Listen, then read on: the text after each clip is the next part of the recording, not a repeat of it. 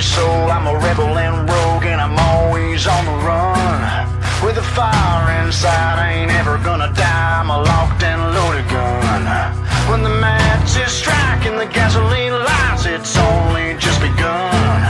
One thing I learned is you could watch it all burn, but the flame ain't ever done.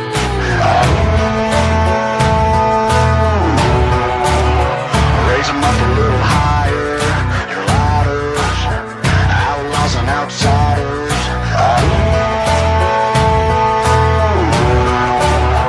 Some call me a renegade, the enemy. Throw your hands up if you feel the same.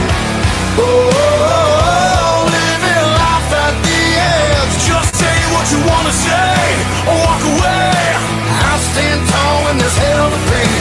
Ain't no power higher. We're the outlaws and outsiders.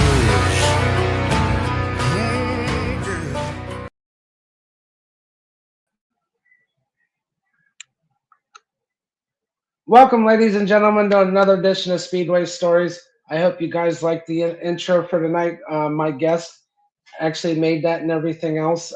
Let's bring him up. Morgan. Hello. Good evening, Morgan. How are we all doing? Good evening, We're buddy. good. How are you? Good. Hey, what's up, Pat? Speaking of, what's happening, Pat? Hey, what's up, Pat? Mark and Pam, how you guys doing? Yes. Guys, welcome to another edition of Speedway Stories with your host, Wally. I'm sure Johnny will be in here later on. He had some stuff probably to take care of and everything. But I want to welcome Morgan to the show and everything else.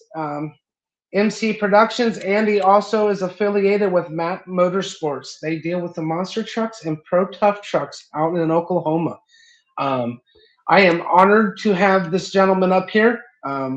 We got some first for me and a first for him, and we also got some surprises for you guys here later on in the show tonight. Morgan, the floor is yours, sir. Thank you for the great introduction. You're welcome, man. I guess we'll start with how I got started. So 2 years ago, I had reached out to John Darnell with Map Motorsports. He has done everything on the planet for me to give me the opportunity to get a name for myself. I reached out to him. I was like, hey, do you need any help? Anything with your show in Miami coming up? I know you got a lot on your plate. He was like, do you know how to make graphics? I said, yes. I load up Canva and I start making graphics for him. I did not know what the hell a remove background was or anything like that. But lo and behold, I start whipping up graphics for him. So I come out to the show that year and I hang out with him in the pits. I'm getting like a behind the scenes look of everything, which that was pretty cool for me because I was sitting in the pits watching everything happen as opposed to being a fan in the crowd. That'd be awesome. Then, pit side for that experience? Pit side. And then, so fast forward about 6 months later, come October, I'm like, hey, would you be interested in hiring me as like your full-time graphic designer, video editor, things like that? We got the ball rolling with that. So I started my first official full season last year doing video editing, graphic design, things like that. And then Miami rolls around last year. I come out and I'm helping set up and all that. I'm getting a behind the scenes look. I'm meeting people I've never got the luxury to meet before. Some of the nicest people I've ever met. And then we roll through, we do that show. And then I started doing graphics for Springfield and all of that. And then now this year we did Springfield, Missouri, the indoor show about 2 months ago, end of February. I started doing videography and stuff like that, getting my own footage, things like that, alongside Danny Mass and Jen Bay, who does photography. Wow. Some big names right there in the game. It is. And it's kind of just turned into a whole thing now. I'm like his go-to guy when it comes to graphics and things like that. And I mean, I'm working with some of the best people I've ever met in my life. So it's pretty great. Well, now too, like we were talking backstage, man, you're part of one of the biggest shows in the country. You're part of history now that you really get to be a part of because of doing what you're doing. I am. Miami is what many consider a bucket list independent monster truck show outside of World Finals, on top of possibly being the biggest independent monster jam or monster truck event on the planet. Oh yeah. We get people every year. I got people, a couple of them are probably watching. They'll come out from like Ohio, places like that, just to come out to this show because we I get some of the biggest names in the industry to come out to it and throw down for all the fans that buy a oh, ticket to come in and watch the show. I've caught some of the like clips and stuff on Facebook of them in the past and YouTube videos. That is definitely a bucket list monster truck show to go see. Well, not only that, and I love how your boss and everybody is entitling us, the pro tough trucks, giving the guys a platform to perform on along with the monster trucks and all these big names. And these guys, some of these guys I've seen through coming to the jamborees and stuff like that, going to Indianapolis or something for the jamboree and everything. But they shine better there in Oklahoma during this show. This is where you get to see them all those guys out there put it on the line, basically. I mean, it's cool to see that stuff. Oh, absolutely. We do shows. So we go to Odessa, Texas. You'll see monster trucks and tough trucks there. Then we go to Springfield 2 or 3 times a year, plus Miami, plus Wheatland. So they get multiple opportunities to show up and have a good time about 6 times a year. And That's some of the nice. guys that run these tough trucks, they are some of the absolute most down to earth people you will ever meet. Yeah, you're fortunate like I am. I've got a good connection in the tough truck community, and you couldn't ask for some of the better people actually in motorsports, and some of the people I've met through going to monster truck shows. I mean, the drivers themselves are awesome people. I mean, but yeah, you get to live basically besides in person, you get to live through your camera and everything else, and get to see the behind the scenes stuff, which is awesome. Absolutely. It's a blast. Your biggest goal. I'm going to hit you with this now and get it out of the way. Your biggest goal in your career. What are you striving for yourself on the motorsports side of what you do? I want to turn this into a full-time thing. Like monster trucks, tough trucks, stuff like this. That it's something I have grown up around since I was a little kid. I was 5 years old when my parents took me to my first monster truck show here in Miami. God bless them. They've done everything for me, supported me the whole way through everything. I love them to death. They have led me to be the person I am today, and to be able to turn something that started as a child into being a full-blown thing where I can go out each and every weekend and bring new fans into the industry. That is the ultimate goal here. Yeah, I'm awesome, and from seeing your work and just from talking to you, messenger and backstage today, well, you got a new fan and hopefully a long distance friend. I'm honored, honestly, like I said, man, to be your first podcast for you to come on and everything else to share your experiences, especially with basically the granddaddy of them all, monster truck show there in Oklahoma and everything else, actually in the country. And for you to share your experience, it's an honor to have you here on the network, man. Absolutely. It's a pleasure to be here. Out of some of your, oh, go ahead. Sorry. No, go ahead. You're good. Nope. I'll get to it later. I forgot what I was going to say, anyways. I was going to ramble. So the fun thing about this show that is coming up here in about 6 weeks from now is it is our 45th anniversary of doing Map Motorsports events in Miami, Oklahoma. We have 14 of the top monster truck drivers on the planet, plus the pro and stock tough truck drivers. For the first time since 2014, we will have a purpose-built backflip ramp that will be used both Friday and Saturday night on top of 14 of the top trucks on the planet. We have the defending king of Miami, Zach Garner, coming back. He's going to try to defend his crown. He's got to compete against his father, Jamie Garner, plus a man who just clinched his arena tour in Monster Jam, being John Zimmer Jr. in Terminal Velocity. And we have some new faces like Chucky Palkin III with Haymaker, Kylie Kent. We have the Robbins brothers. We have Preston Perez and Preston Collins from Team Throttle Monster. And then we have the returning guys like Tim Jones, Trip Jones, Alec White's coming back. Devin will be here. He's got a special thing going on. Stay tuned to our Facebook page to learn more about that as we get closer to the show.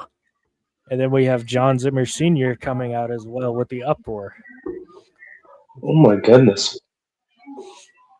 That's a hell of a lineup, man. Those are some heavy hitters. And especially to have the defending arena champ coming to play with these guys. Back to back at that. That is badass, man. And not only that, but both him and Zach Garner. I've had the luxury of watching them to start their careers with us at Map Motorsports. That's the first time they did competition. And to see them where they are today, competing. I mean, Zach just won a world title like 2 years ago in racing. And then Zimmer went out last year and threw down in freestyle. To see them two coming out, and now they're competing in the world finals, winning arena tours, winning stadium freestyles and racing and all that. It's an absolute honor to know that I've got to watch them grow up and progress. And it's the same way with all the young guys. I mean, you got guys like Trip Jones. I reckon here in 5 or 6 years, we'll see him competing in Monster Jam alongside these guys. All the young talent we have in the industry nowadays is going to carry this place so far. And that's what we need is the younger generation to keep it alive. I mean, I've talked about it on a lot of my shows. If you can't get the younger generation involved, all it's going to do is kill it off. But yeah, the up and coming drivers at not only Map Motorsports, Full Throttle, J&M Productions, anybody that puts on these shows gives these young guns the talent to come out and show. And proof, you've seen it yourself, and you said it yourself. They've made it to the big stage of Monster Jam, and they're out there kicking ass, and it's awesome to see this. Absolutely, and the way they have to adapt each and every week, like so, you got CP3 and Kylie Kent. The only thing they've done prior to this year was independent shows. They're hitting crush cars, things like that, and then this year they get thrown into arenas and Monster Jam.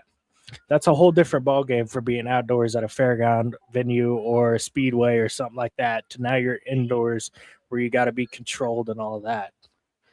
And to see their transformation and the way they adapt to each track, it's amazing. This young talent and this group of young core drivers we've got, they're great. Yeah, and some of it is some of that for them to adapt that quickly, especially doing like you said, that speaks volumes about their ability to learn and understand what they're doing with these machines. I mean, it's phenomenal to see it. Absolutely, because guys like CP3, so his father is Charlie Palkin, World Finals freestyle champion, absolute legend in the industry. Yep. We probably wouldn't be here today without some of his contributions. So CP3 gets to learn from him. Zimmer Jr. gets to learn from his dad, who's been a former Gravedigger driver, things like that. Then Trip gets to learn from his dad. Zach gets to learn from Jamie. So the fact that we have all these father-son duos coming in and like the sons are learning from their fathers on top of gaining knowledge that they just learned themselves, it's going to help this industry grow a lot more in the next 5 to 10 years. Oh, yeah. Well, and it's amazing you bring that up.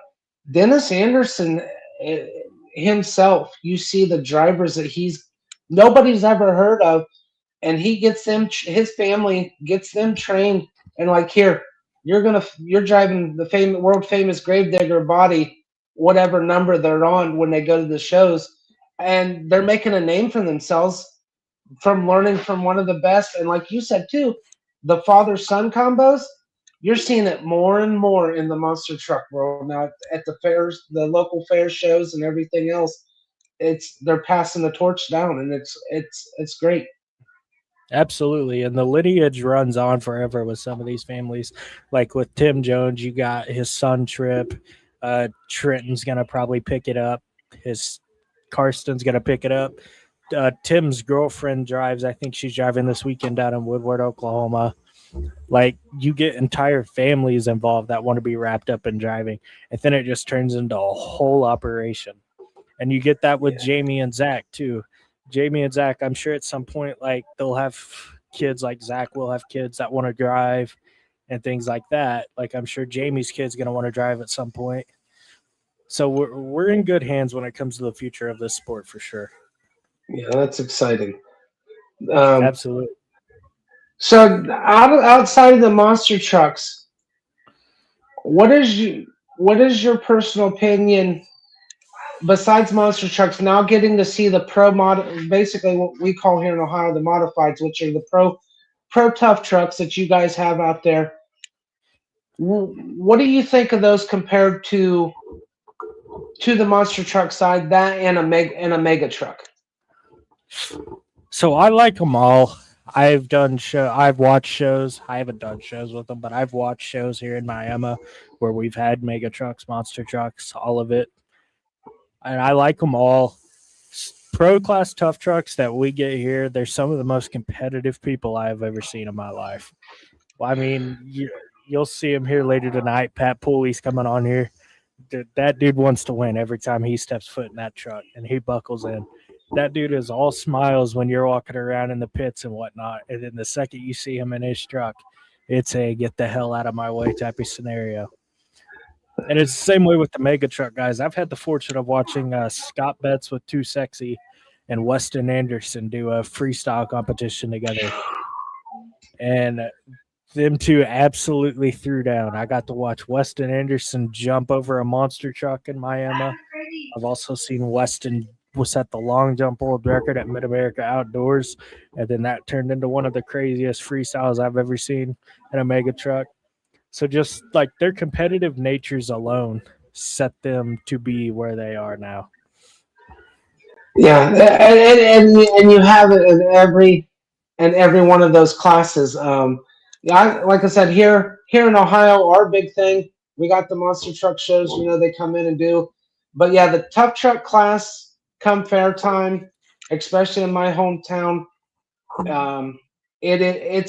call it the Super Bowl of tough trucks in Ohio because we basically started the tough truck thing here, and we've actually got the last two defending Jamboree champs that are here that when they were doing tough truck series before it ended and then started back up again. So, I mean, I had a guest on last week. Well, you were in, or before, last week when I had my panel going on. I'd like to get my modified guys, what you guys call the pro class guys. I would love some way to get West Coast, East Coast, and the Midwest together to find out actually who has the baddest pro modified rough truck in the country. It'd be neat to find a way to get them. It'd be neat to find a way to get them together because you got Larry McCormick out in California, out west with his crew. I follow him, talk with him on Facebook. Got your guys, Pat and all them. They're in Oklahoma and stuff, and in Missouri. Got my guys here in Ohio. The list can go on for them. And then you got the Pennsylvania guys and some of the North Carolina guys and stuff. It would be sweet if there was a way to meet in the middle somewhere to get them together for a weekend to find out who it is. We were talking about it a week ago, and it's like that would be neat to actually find out who actually had the best. See, and I want to up the stakes on that. If that could become a thing, it should be 3-wide racing somehow. You have East, West, and Midwest, and they're all running 3 lanes all at once. Do like a bracket style thing. That would be sick if you could do that. Yes, that would be awesome. I like that idea. That is cool. See, the fun thing with us, and I don't know if this is a thing there in Ohio, is we'll do stock class. So we'll have guys come out in like Geo Metros or farm trucks, things like that, and they're racing them. So I think we have do like pro racing bracket and then a stock racing bracket. I think that Yep, would we be have. pretty entertaining. Yeah, we have the stock class and stuff, and there's a couple of our fairs. They'll do a cheater stock, which what they classify cheater stock is you got a cutter brake inside your vehicle. They consider that cheater class, but normally it's just the stock and the modified classes is all we run here in Ohio. But yeah, have that. That would be cool as hell to have something like that to get to do and see who could have the most fun, but also that'd be a hell of a competitive field. Oh, absolutely, 100%. So some of the wildest tough truck racing I've ever seen came from Johnny Jungblutt. Oh, That that dude's man, insane. He's insane. we were in Springfield about 2 months ago, and I watched that dude hit a barricade Friday night going probably at least 40 plus miles an hour. He comes over the final jump, goes straight into a barricade, sheds the entire front end of the truck out, and he still gets out of the truck and pounds his chest like a gorilla. It's I like, seen dude, the you I are seen the crazy. video. I seen the video of actually hit when he hit the barrier.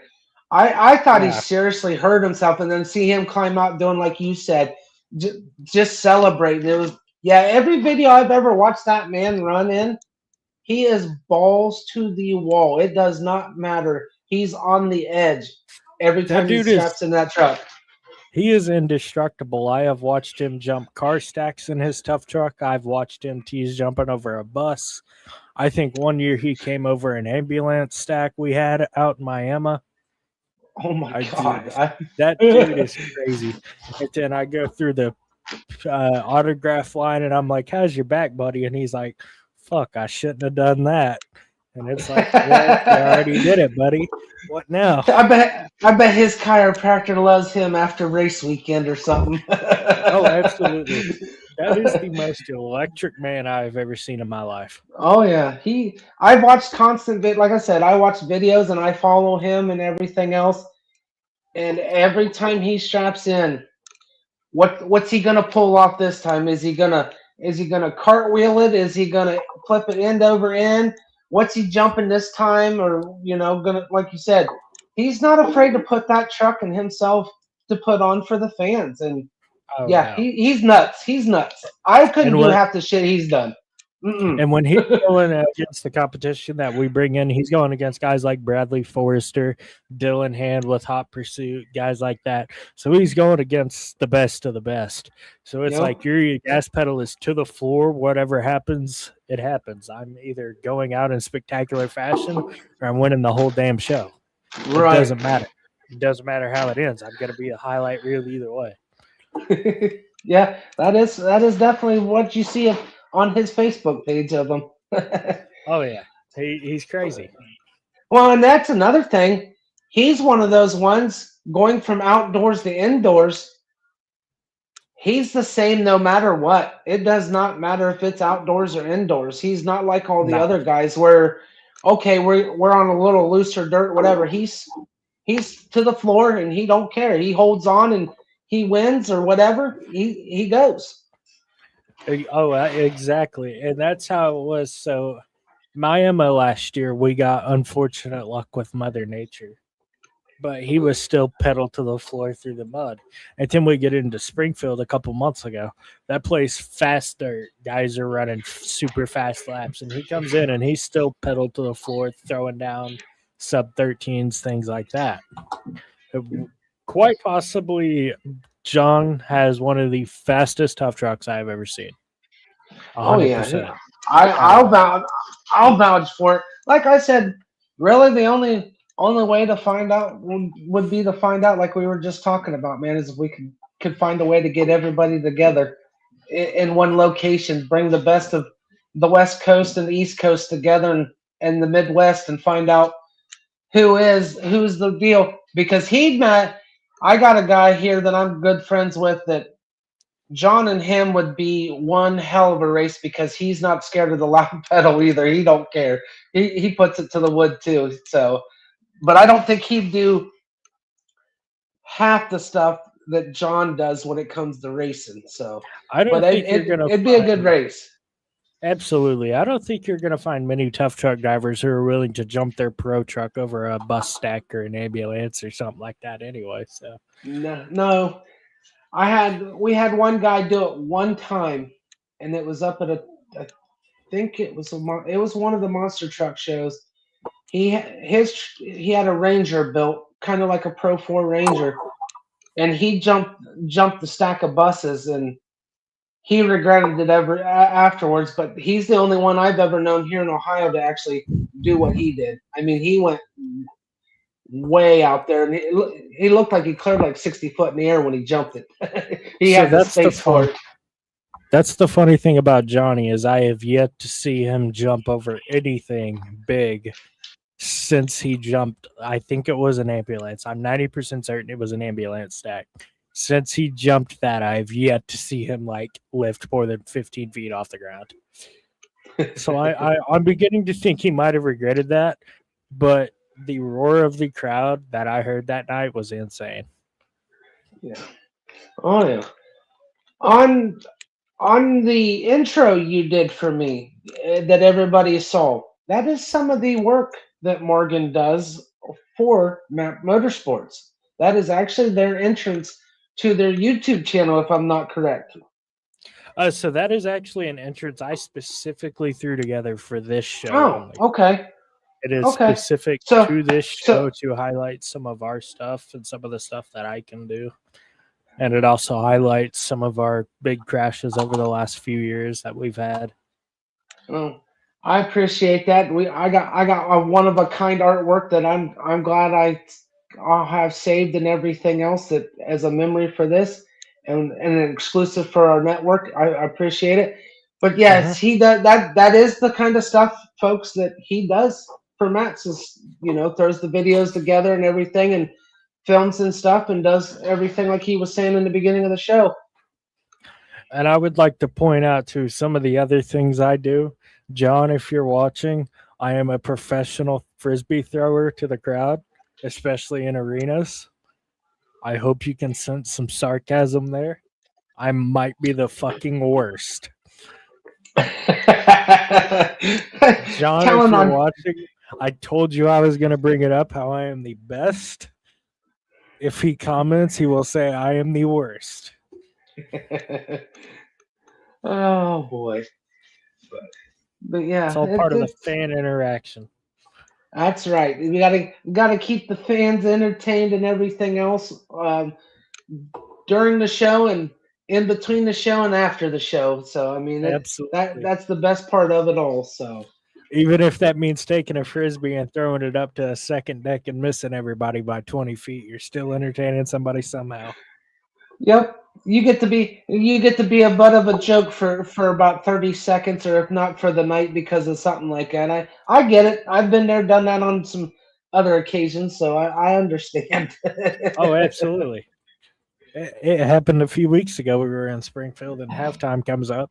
They hand me a stack of frisbees, and I got to throw them up. And so Springfield is a no lower section seating. Everything is upper level. Oh boy. So I look up, and I'm like, damn, that's a long-ass throw. The first frisbee I throw, it goes up, and I'm like, okay, this is going to be easy. And then next thing I know, it's coming back right at me. Oh, you're playing catch with yourself. Absolutely. I have probably 15 or 20 of them frisbees in my hand, and I made probably 4 of them to the crowd that night. And then Saturday night rolls around, and we do the same thing again.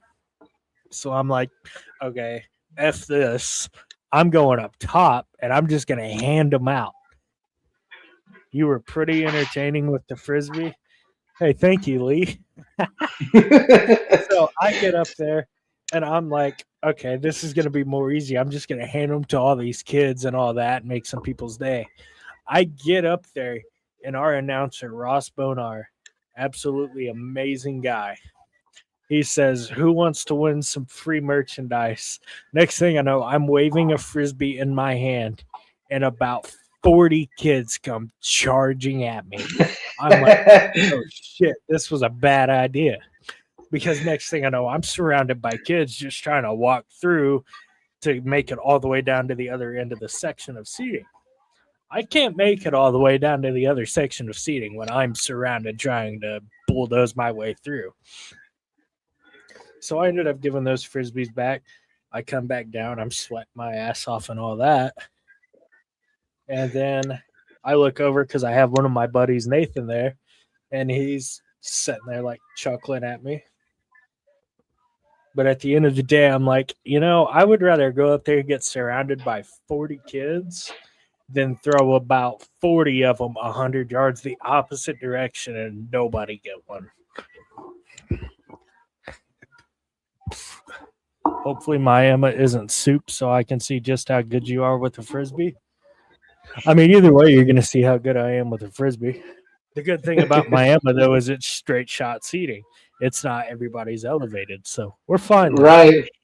Yeah, that makes it difficult on anything. I mean, even if you're not only frisbees or you got like the little collectible footballs or trying to throw a banded up T-shirt or something. If you don't have one of those T-shirt guns, it makes it hard because you got all that space in between you and the people, and it's like, okay, here we go.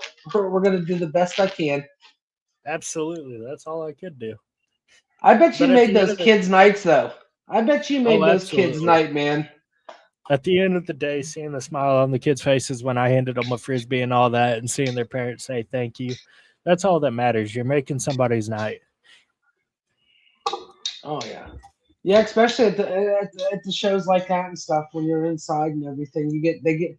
It's not only they get the show, but because of what you did there, they're getting that. It's a core memory. Be like, hey, the guy with the frisbee personally handed it to me while I was bombarding him, but it's something else it's something else that they get. It's something else that they can remember and look back on from their childhood and be like, and they'll have kids that'll go to events that somebody's doing the same thing you do and be like, I was that kid one time.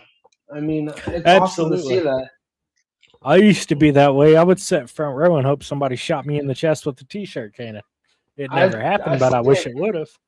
I've been fortunate with the frisbee game and stuff, but the T-shirt cannon deal, no, I haven't been that lucky. But the frisbees and the little football kind of thing, yeah, I still got a few of them, but it's core memories like that are worth keeping. Oh yeah, yep, sure is. So let's talk a little bit about our upcoming show in Miami. Bring it on. I'm ready to hear some exciting news for this. So for the first time since 2014, we have a purpose-built backflip ramp, of course, that will be used both nights. We will have pro and stock class tough trucks. But to top it all off, Devin Jones, Miami, Oklahoma, town hero. He lives 5 minutes from the fairgrounds. Everybody in this town knows him. He will be debuting a brand new 20th anniversary Barbarian monster truck body. Most people are used to seeing him with like Crusheroo, things like that. But for this year and this year only, because it is an anniversary, he will have a 20th anniversary edition custom body. We're still working out some details with that and waiting on full confirmation. But if things go as planned, that Thursday, the week of the show, there will be a reveal of the body on the Map Motorsports Facebook page. I'm not 100% certain of that happening yet. I've pitched the idea, but that is something we are looking to make happen, is reveal that body live on Facebook. Devin is synonymous with this town. Absolutely. And with Devin Jones, you never know what he's going to come up with. That dude is one of the craziest people I've ever met when it comes to driving at that fairgrounds. So you never know what he is going to do. Absolutely down-to-earth guy, though. But if everything goes to plan, fans will be able to tune in that Thursday, the week of the show, to see the body get revealed.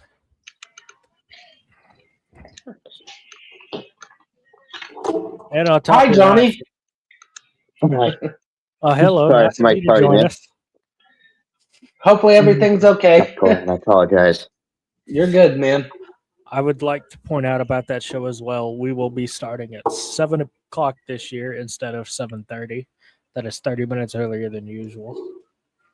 And this is 14 trucks. It is the most trucks we have ever had at the fairgrounds in one show. Holy shit! And that's for both. That's for the whole weekend. Yes, it is a Friday and Saturday event. Nice. So Sounds we'll like a have- road trip to Oklahoma. Hey, come on out. It'll be a good time. 14 trucks, stock class tough trucks, pro class tough trucks. You can ride the Mighty Monster Bus. We have a kids' night going on Friday night. So the first 400 kids that show up Friday night will receive a free toy monster truck. Oh, hell yeah. That's awesome. Plus, we have a kids' Gravedigger Monster Truck Challenge where kids can enter in a contest, and I think it is 4 lucky winners get a chance to be a part of the show racing little kids' toy monster trucks. Nice. So that's always a fun thing for the kids to do because then you get to watch their parents and all that react to their kid being out there. Yeah. And on top of that, it's all around. Like, Miami is just a great time. But it's not even just Miami. Like, every show we do, you're going to have a good time no matter what. The guys that run for us, they do the absolute best they possibly can. I've never seen some people drive harder than they do for us. It is absolutely amazing. Yeah, I can vouch for that from watching YouTube videos of Wheatland and there in Mama and everything else, man. That's been posted on YouTube. Watching not only just the tough truck stuff, but yeah, the monster truck guys. They're just as hardcore, especially there at this upcoming show. This is like I said, the granddaddy of them all, of the independent monster truck things. Like you've even said, they come and let it hang, and it's awesome. And absolutely. And this year it's our 45th anniversary, so you never know what's going to happen. Especially when you're pulling guys like Tim Jones and Jamie and all of them out here. Yeah. Like, you never know what they're going to do. How you guys may end up with surprises you don't know about until the week of too, possibly. Yeah. The way it sounds for being a 45-year anniversary of that show. Maybe our lineup's pretty set. It'll probably stay at 14.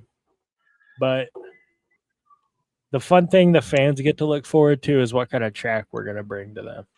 Because Miami is a big track for us. That's always a fun thing to bring. Well, and like you said, bringing that backflip back since 2014, that really is going to be something to be playing along with how you guys set up the track. Absolutely. That will make for an interesting weekend. I wonder if any of the Pro Tough Truck guys will give it a shot freestyle-wise. I doubt it. Well, I don't know. Maybe we'll ask Pat when he's on here later. Yeah, we'll see. We'll see. But all around, it's going to be a good year for us. Into the weekend after Miami, we go down to Springfield Raceway. This is our first time for us. So this is actually going to be a first for me as a whole. So we have 7 monster trucks and then dirt racing, which is being put on by Jerry, the guy that runs the raceway. So we're in charge of the monster truck portion, and then he's doing dirt racing, and that's all going to be in one night.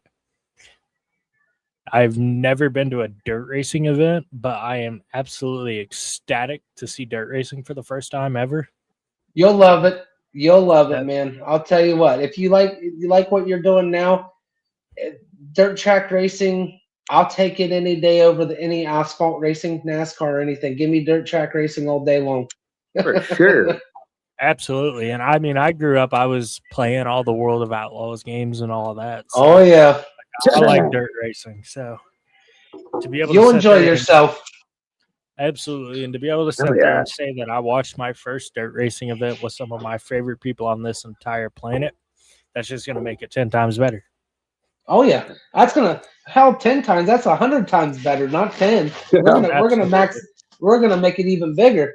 But, yeah, that'll be awesome to get to do that. And that's cool combination, man. Have some dirt track racing with some monster trucks. Hell That's a yeah. nice combination right there. Very much so. Absolutely. And it's so I could be wrong, and I'll get told I'm wrong in the comments if I'm wrong.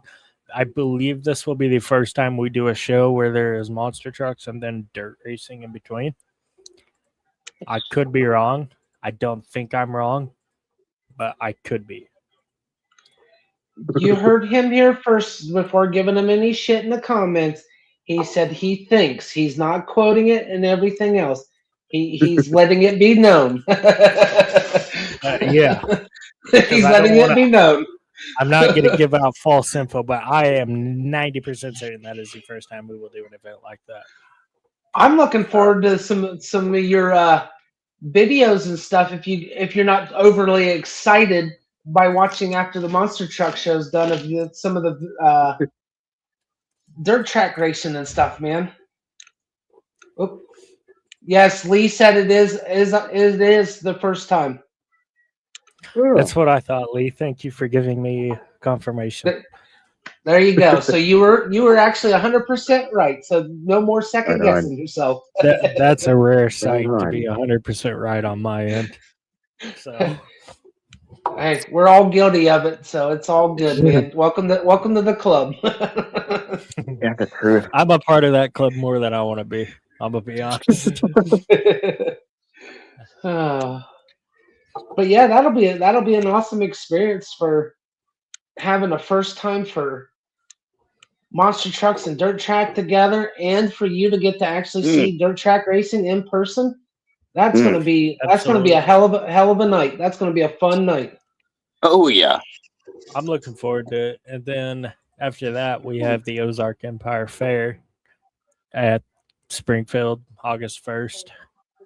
I believe that'll be 5 or 6 trucks plus tough trucks. It's a one night only event. Okay. And then following that, we have the other big one in Wheatland, Missouri. That is October 24th, 2026. So that kind of rounds out. That's the another year big for one. us. Yeah. Ooh. That track's fun. How many monsters do you guys usually get for the October show? So it started out with 8, and then I believe now we are up to 10. Damn, as that's of quite last year or the year before. That's a lot of monster trucks for one show. Absolutely. And plus with Wheatland, the fun thing is we get the backflip ramp again. That's a yearly thing. We always get the backflip. It's the biggest track we do. I mean, we've done over-under racing there. We've done a J-hook, everything. So nice, man. That's one of them shows. Like, it's the end of our year, so we go all out for it. Yeah. And plus, it's on Halloween week, so you get all the kids. They dress up in costumes, things like that. They come out. They're doing like monster truck trunk or treating type of situation and things like that. That's all around just a good time. Oh yeah, I like what you guys are doing with the fan interactions, man. I mean, it is cool as hell. Especially with the kids. Do you guys at your shows do the pit parties and stuff too, like some of these other shows that are around the country and everything? So the way we do pit parties is we do one in Odessa, we'll do one in Springfield.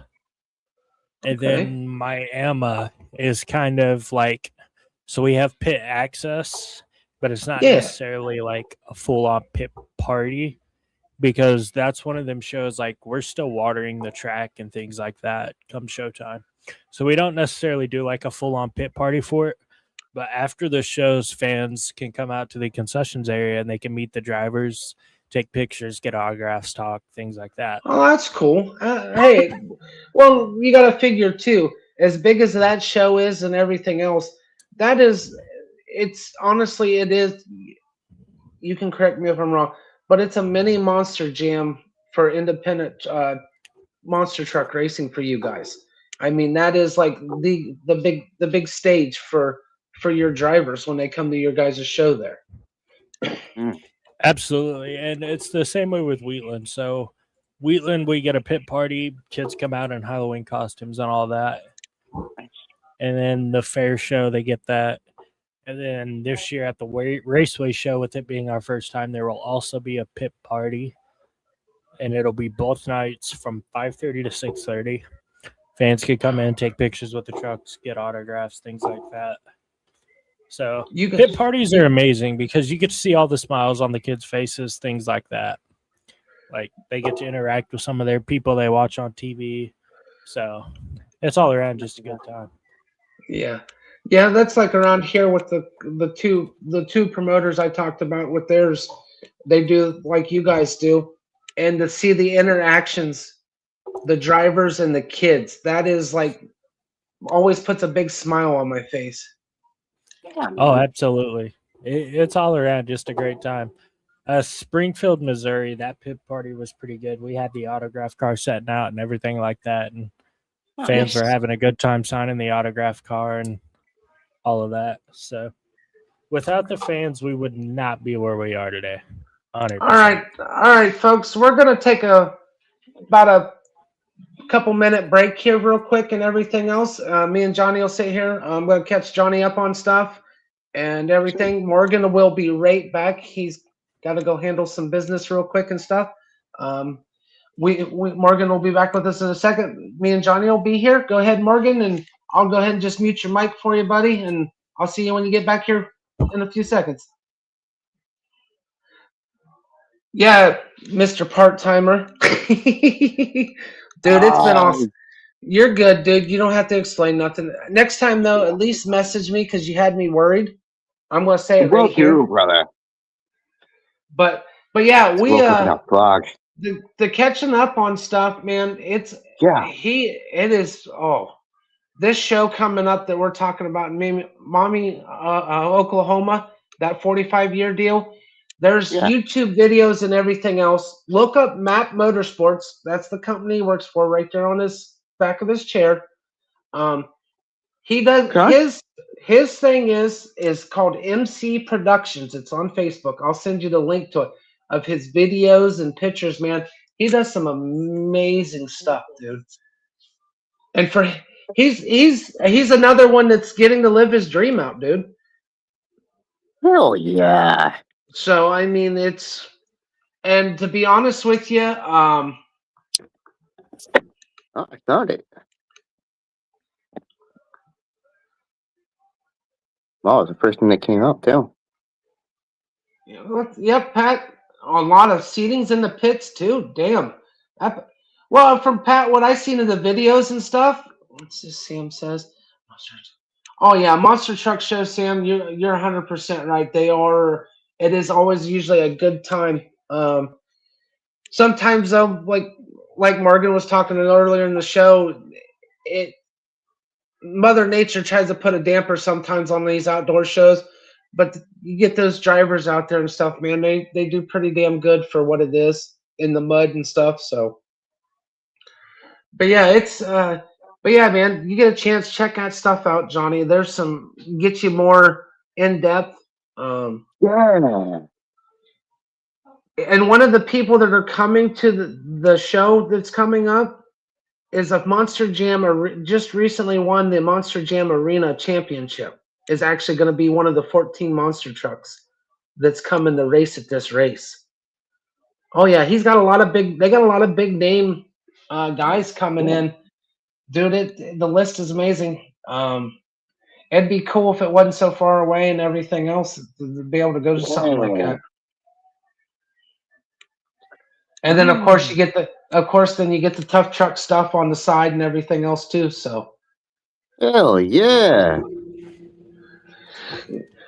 But yeah, I got Johnny on all your the Map Motorsports social medias and your MC Productions social medias for you too, and caught him up on some of the stuff that he missed a little bit and everything. And told him about some of the drivers you're going to have that are Monster Jam drivers and everything else, and then the father-son duos that are coming that are big name people too.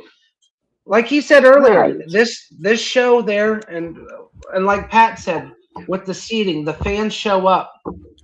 It is, and that's why it's been going on for 45 years. I mean, dude, that says a lot about a monster truck show. If it's been Oh, going on absolutely. for 45 years.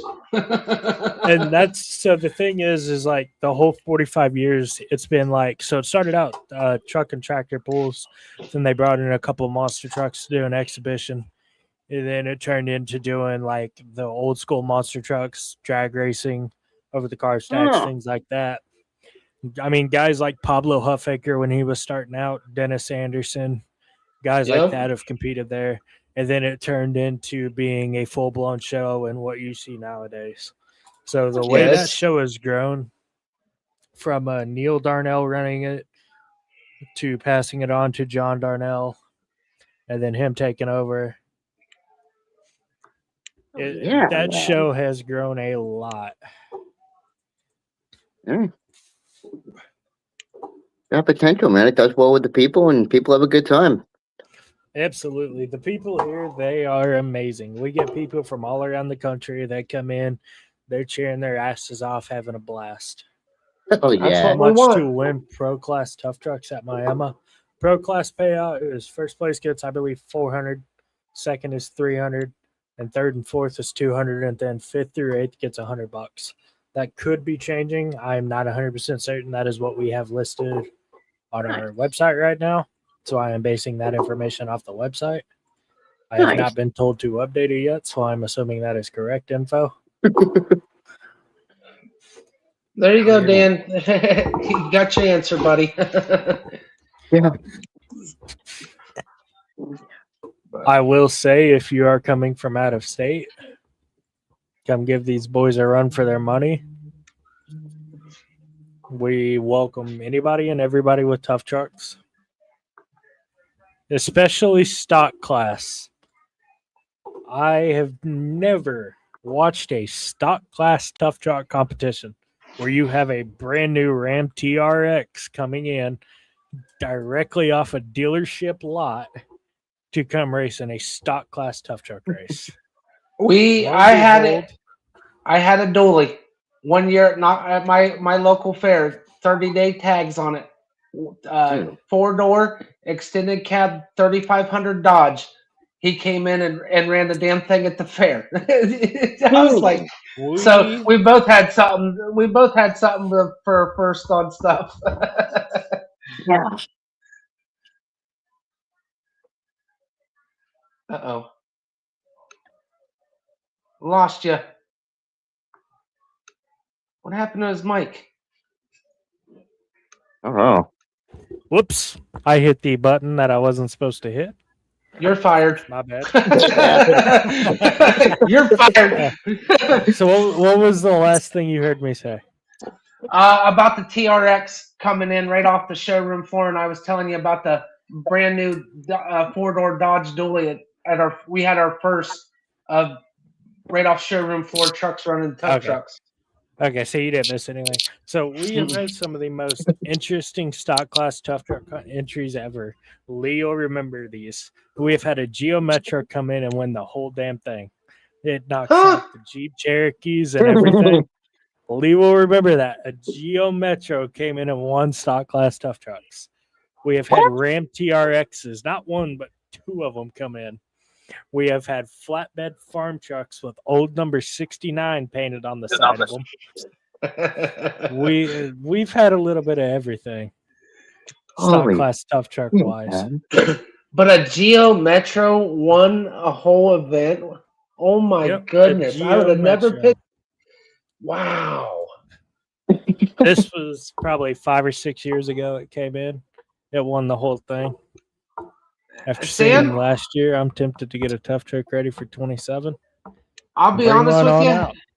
It's a lot of fun. I'm a driver myself and everything else. So, I mean, it can be fun. All I recommend, good 5-point harness and a good suspension seat that's got some decent cushioning to it instead of a stock seat unless you're running stock class. But still, I'd get a decent seat. I'll be honest with you. Shit, you could just roll up to a used car lot and be like, "Hey, what's the biggest POS you got sitting here that'll blow up?" Huh. Just so I can go have fun. F600 Ford. Yeah, we've had some F600s. We've had, yeah. We've I had believe we've, the F600 is actually what the farm truck was that we had, and it was no a flatbed kidding. and spray painted on the side of the doors. It was number 69. I'm not going to explain what that means. Everybody that knows what it means, you get it. The Geo There's Metro the- came in with our junk cars. We put a battery in it and ran it, so it ended up that's in the great. slot class. 3 races? Holy cow! Jeez.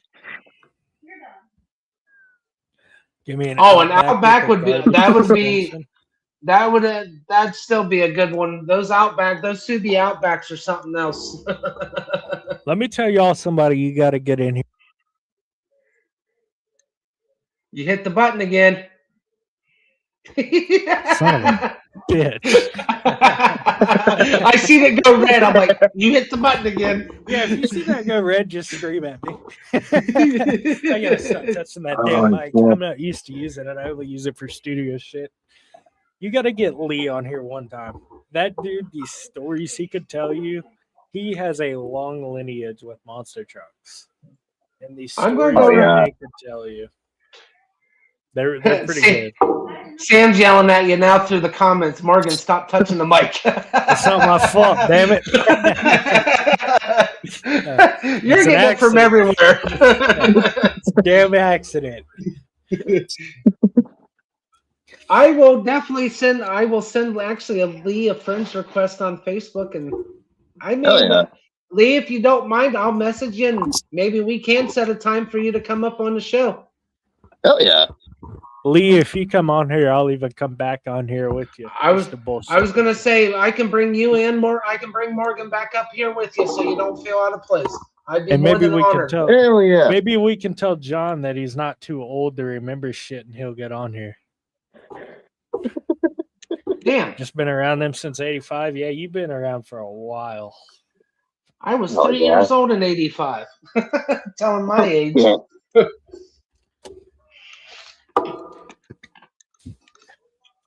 There you go, Morgan. Check this out. Said okay. Okay. All right, I'll- let's make it we'll happen, get- buddy. I would love to have you both on here. That'd be Well, yeah, man. sweet. Yeah. So I am going to make a formal announcement. In for about it. 30 minutes, our special guest will be joining us. Oh. I told everybody we'd have in the post. We had some surprises for you folks tonight, and Right we'll on. get to meet them all here in 30 minutes. It's going to be awesome. Dude, yeah. That's okay. That'll be fun. If I act like a schoolboy with a little school kid with the one you're going to bring up on here because it's a first time having one and on the show and being able to pick his brain, forgive me. Yell at me. Oh yeah. Hey, listen, if he don't yell at, or if I don't yell at you, Pat might yell at you, because I told Pat he'd be on here in about an hour and a half. So Hey, you did something I couldn't do. I actually asked Pat about 3 months ago when he started actually getting a chance to watch the show if he would be interested to come up. Thank you. I've been honored because he's, like I said, he's always been in the chats with me and everything else, watching my show, commenting and stuff when I've had my buddies up here that race, and it's going to be an honor to actually have him up here on the show. But the other one I'm really looking forward to also. I love Pat. He's been racing since I was a baby. I was a little kid. I've got the luxury because I work retail outside of monster trucks. I don't want to talk about that Nope, we don't have to. but like for a guy like Pat was bragging, and I'm going to throw you under the bus, Pat. You can get after me later. For a guy almost 70 years old, still enjoying what he's doing, sets the standard, the bar high for us younger generation to carry on in this sport. Oh, I mean, yeah. come on. absolutely. And Pat That can right race there. with the best of them too. Yeah, and that right there is like, I told him, I made the comment, I said, dude, you just raised the bar for everybody. Almost 70 years old, still racing rough trucks, man. That is phenomenal. Hell yeah. And he competes with the best of them each and every week. He Yeah. goes out and races, Oh, whether it's yeah. with us or like some other tour that's doing a tough truck show close by. Yeah, I mean, he goes hits them when he everywhere. can. And that man can race. I got to watch a video of him and John race one time. It was a turn that cost Pat that race against John. That was one of the tightest races from out that I've seen. The Midwest Tough Truck Series. They post videos and they've had John and him, and that's where he was racing Pat at one of their races. And yeah, Pat got a little squirrely in a corner, but he had John at least by half a truck in that race, and my jaw dropped. I was like, he's gonna beat him. He's gonna beat him. Watching this video. A couple of the best tough truck races I have watched occurred. Were you calling me old? Yes, he was, never Lee. do that. Yes, he was, Lee. Don't let him fool you. I would never do that. Some of the best tough truck racing I ever watched was when I was a kid. It was Pat and Steve Darnell, who unfortunately passed away a couple of years ago with a Mischief tough truck. Those two would put on some of the absolute best races against each other I have ever seen in my life. Yeah. What's up, Zemphius? Oh, that's right. You do have the Chance Off-Road there. He works at works at the Lucas Oil Speedway dirt track and stuff, and he gets to see all the big dog late models and all that, and they're bringing in the Chance Off-Road truck racing this weekend there. So he's been he keeps me informed. Dude, I'm excited to go watch some dirt racing. Like I genuinely am. You'll have a blast. We've been going there for a while. Last year we didn't get to go, but I think once. But I've got like 4 tracks within an hour to 2 hours of me here in Ohio for dirt track racing to go check out on a Friday or Saturday night. Plus, I got bragging rights. I think we got one of the best dirt tracks in the country, and that's Eldora Speedway down in Southern Ohio that Tony Stewart owns. But with you being in Ohio, do you ever go check out like the monster truck drags that Sylvester does, or like any of Elliot's shows that they do? I haven't, because usually the work schedule don't let me when they have them when they're around. So it's hard, but I've seen where they've advertised them, and I know a few of the guys. Zemphius, you may not run the place, but you keep the place running. It's the same thing, dude. I mean, you do a lot of the grunt work, man. So yeah. If you ever have a chance to go check out an Elliot Miller show, I would. Yeah. Elliot's a great guy too, as well. One of my buddies, Nathan, he might be watching. I have had the opportunity to kind of learn more about Elliot and all that, and Elliot Miller puts on great shows as well. Another one of the top independent monster truck promotions as well, Monster Truck Throwdown. That's where a lot of these young guys have gotten their starts from, is whether it was us or with Elliot or Toughest, places like that. So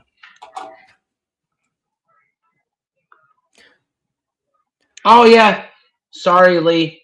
It's just me being picky. But you did correct me. You are right. Diamond in the dirt for a reason, baby. Yep.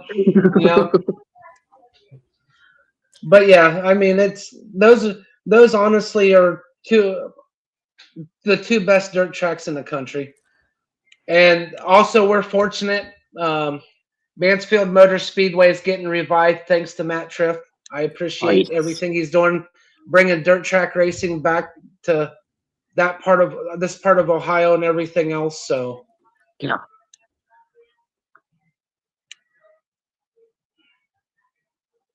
Oh, definitely, Zephyus. I'll get with you, man. Hell yeah. But yeah, it'll be fun. I need to get down to Lucas at some point to watch a dirt race. That would be pretty entertaining. They do everything there. They have a like boat drag strip and everything. Like that place is huge. Oh yeah. If you get to go down there to watch, Try to make it down there when they have the super late model race if you get a chance to, man. That is like, Ooh. oh God. That is So phenomenal. there's a guy I follow on Facebook. His name, I believe, is Tanner Holmes. That's somebody I Yes, want to go out Tanner. and watch race. Dude, he is Yes. fucking awesome. Yeah. I He want to is go out and awesome. watch him race at some point. Here, It's Hell just yeah. hard because Morgan, there's your open invite. Look, because of that, and he does this for, I've got it too. That when he comes, he will give you back everything behind the scenes, all that stuff. So where's he at? at Lucas Motor Speedway in Wheatland. I will. I might have to take you up on that offer. There you go, Ziphius. And I'm still gonna try to plan out within the next 2 years to make my way out there too, man. I gotta get out there. The only time I get out there is with the monsters. So to get out there for a dirt race and no, I don't have the stress of monsters, that would be a pretty good time. 67 hours into the week already at the track. Holy cow. That's another thing I'd like to touch on too. And I'm not ragging on anybody or talking negative, but there's some people I don't think they understand just how much work goes into putting on a show. Oh, for sure. Oh, And I don't mean this in like no negative connotation towards anybody whatsoever, but like for me with my job with Map Motorsports, I create all the ads, the Facebook videos, things like that. I feel a part of me is responsible for putting asses in seats every week. Yeah. Oh yeah.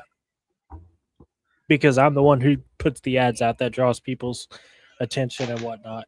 So the stress, and then when you show up to a venue, so like last year with Miami or like with Springfield, when I showed up and then I found out like Springfield nearly sold out both nights, but did sell out Saturday night.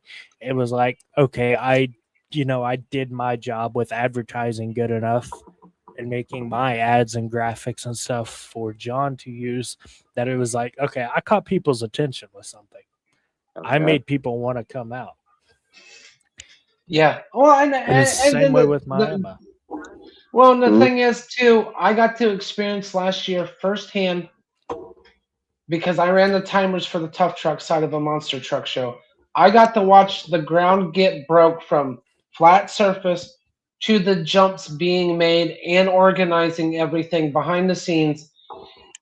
That's a lot of work, not only advertising and stuff like you do, but putting into the event. And it doesn't only go for your monster truck shows. It goes for anybody that's involved in putting on a motorsports show, getting the people, like you said. Oh, Ziphius, I am going to be 100% real quick. Flow racing has ruined motorsports. I'm sorry. There may be people that disagree, but it's taking away the feeling of people going to these races. I mean, it sucks. I'm going to show a picture on my camera real quick. I don't know if everybody will be able to see it clearly. So last year, Miami, Oklahoma, this was Friday morning, 8:45 in the morning. You're doing a great job. I appreciate that, Lee. 8:45 in the morning. We have a show about 11 hours later. This is what we walk into. It rained all night long. That's when it was a pond. That's when it made it a pond on the infield. It was a standing pond. That was 11 hours before we had a show. And I'm going to give credit where credit is due. The amount of hard work and preparation I watched from everybody there to get out and get that track to be show ready, where these guys could come out and put on a great show. It was impressive. We're sitting there pumping water out, running skid steers to push water out. The amount of hard work that like the crew that I am fortunate enough to be surrounded by puts in is absolutely amazing. You will never meet a group of people who will make you feel more like family than the guys that I work with. 100%. They are some of the best people on the planet. And that goes for every one of them. That goes for Lee. That goes for Darren, John, Dylan, Caden, Hunter, Eddie, who comes out and helps us with junk cars. That's all of them. Absolutely some of the best people on the planet. They will Sounds like never just put typical you want backing you up. absolutely they will never put you in a position where you are uncomfortable. They will always accommodate to help you. If you are new to understand something, they are willing to teach you, help you learn. The amount of knowledge these guys have to pass on to other people is life changing. I have learned some of the most important things about putting on a show I have ever learned from all of them guys. And I have made some absolutely amazing friends that I would not change the absolute world for. Somebody could offer me $1 million a month for the rest of my life in exchange for I lose those friends and those people that I've met in my life, and I'm not giving those people up. No, man, that's the meaning of good people. Absolutely. Surrounding yourself with great people, that can change your life. And being around people that you like being around. Like I have a group of friends with me and Nathan that we hang out every night. We'll talk monster trucks and all that. So it's like just getting around the right people in life can lead you to where you want to be. For sure. It'll push you to get better and push them to get better. Absolutely. And that's the great thing with like my boss, John Darnell, is when he asks me to do something and I do it, then he tells me to correct it. And and I may have to make 3-4 different changes to an ad, but he's doing it to see the best come out in me. And that is the absolute best thing you could ever ask for from a boss, is somebody to want to see the best come out in you. Yes, sir. And it's good. And it's good to have the constructive criticism that's not belittling people like you see most of the time anymore. When you got the people, the supportive cast around you to put, they want to be better, but they also want to see you be better. It's like those memes you see.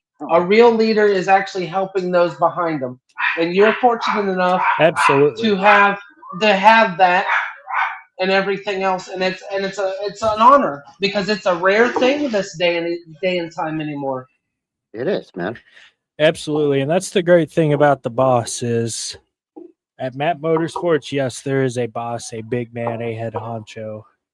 But at the end of the day, it feels like nobody is extremely in power and everybody is just there to help everybody and get whatever work needs to be done and all that. Let's hope awesome. we can keep the rain away this year in Miami. 8.5 hours and a skid steer is a lot. Oh, yeah. I'm fortunate enough I don't have to sit in a skid steer for 8.5 hours, but I couldn't imagine sitting in a skid steer for 8.5 hours. How you doing, Devin? I agree. Let's keep the rain away. Mr. Devin. What's up, buddy? Yep. But yeah, man, I mean, it's, oh boy. There's Pat in the comments. The Darnells are good people. I agree. So I'm going to dig into this a little bit because I know I only got like 10 minutes till we got an invite to send out. You're good. That entire family, the most down-to-earth people ever. So my first experience meeting them was I met John probably 6 or 7 years ago. He was the most nice, welcoming person ever. It was a short conversation because I wasn't working for him at the time, so he had other operations to get to, of course. It was a show day. I got to meet his brother, Chris Darnell. He was running the Shockwave jet truck. Unfortunately, he passed away a couple years ago due to an accident with his jet truck.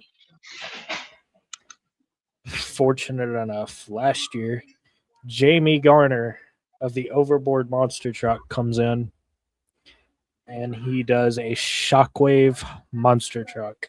I will find a picture of that and show it on screen real quick. Nice. But to see somebody like that show some outpouring support for somebody who absolutely deserves everything in the world, that being John Darnell and that the entire Map Motorsports family in general, for all being great people, to see somebody go out and do a tribute truck to somebody who passed away out of our family. It was a tear-jerking and just one of those like thank you for everything kind of moments. This is what that truck looked like. Ooh. That was when it got revealed. it that was a tearjerker for sure. And to be able to now call myself a member of that like family of Map Motorsports, it's an amazing feeling for sure. I never thought 4 or 5 years ago I would be in this position. It was always one of those like, well, maybe one day I can be a part of monster trucks, but in reality, I never thought I'd be able to be a part of it. But now that I'm sitting here, like I wake up every day, and if I scroll through Facebook and I see like a video I posted getting shared or something like that means the world to me to see somebody, whether it's one of our own crew members or somebody I don't even know, sharing something that I made for other people to see. It's a heart touching moment. Like there's times where I find myself sitting here and I'm like, damn, like I'm really living out a dream right now. And it's all thanks to Darnell's family, him, his wife, absolutely amazing people. Some Well, of the and best people you could ever meet. like you told me backstage when we were talking too, man, and then you there at the beginning of the show, you actually took a chance to do what you're doing now, and Absolutely. and your family, you got an extended family now, which Yeah. is awesome to have because, like we were Oh, yeah. talking, being surrounded by good people. But when you can, instead of just only calling them friends, you can actually say family. Yeah. That's a true honor in itself to be able to look at somebody and go and look at them like they're family, not just a friend. It's family. Absolutely. And that's the best thing you could ever ask for working for somebody is to have somebody that you can look at and they feel like they are a member of your family. For sure. Definitely makes you feel good. Yeah, man. And just don't worry, Morgan. Anytime I see anything new of yours, it is going to be thrown all over social medias, on the network, on my personal page, and everything else, man. Hey, And I I, I'll send like it I out to said, mine as well. I appreciate that. Yeah, no man. problem, man. I have to bounce. Please get a hold of me. It would be fun to share some stories with you all. Lee, I Yeah. appreciate Lee, you I coming will. in here and hanging out. Yes, I Lee. Thank you very much. But I Hey, good to definitely see will you here. get a hold of you so I can get you and Morgan both up here together. I cannot wait. This It, will it'd be be a another pleasure to have awesome y'all show. up.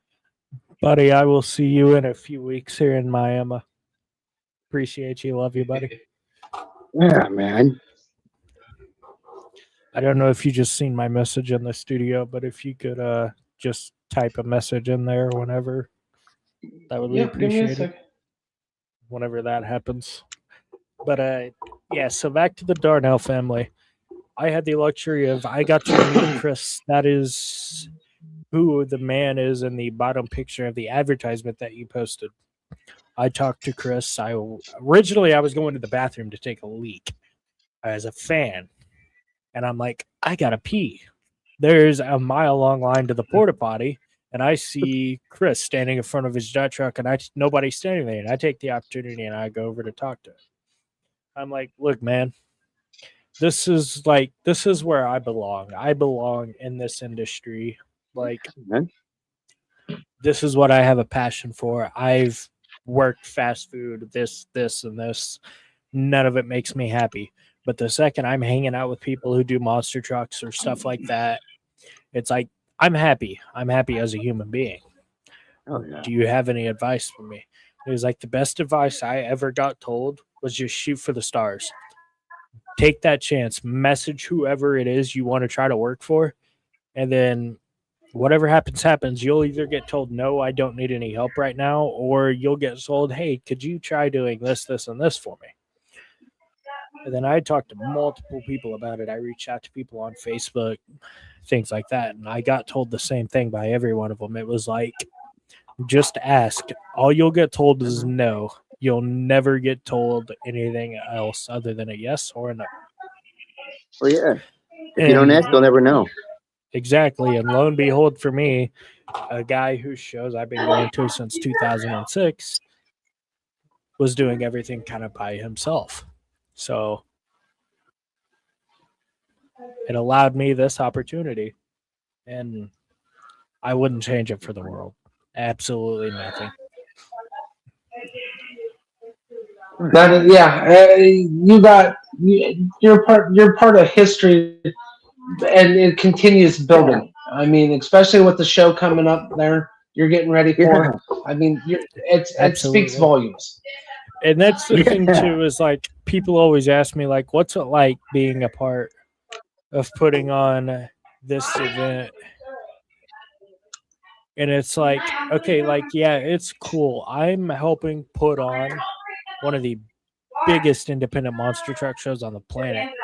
But at the end of the day, you know what matters more to me is the fact that I get to go out for a week and hang out with people that I absolutely love being around and all of that.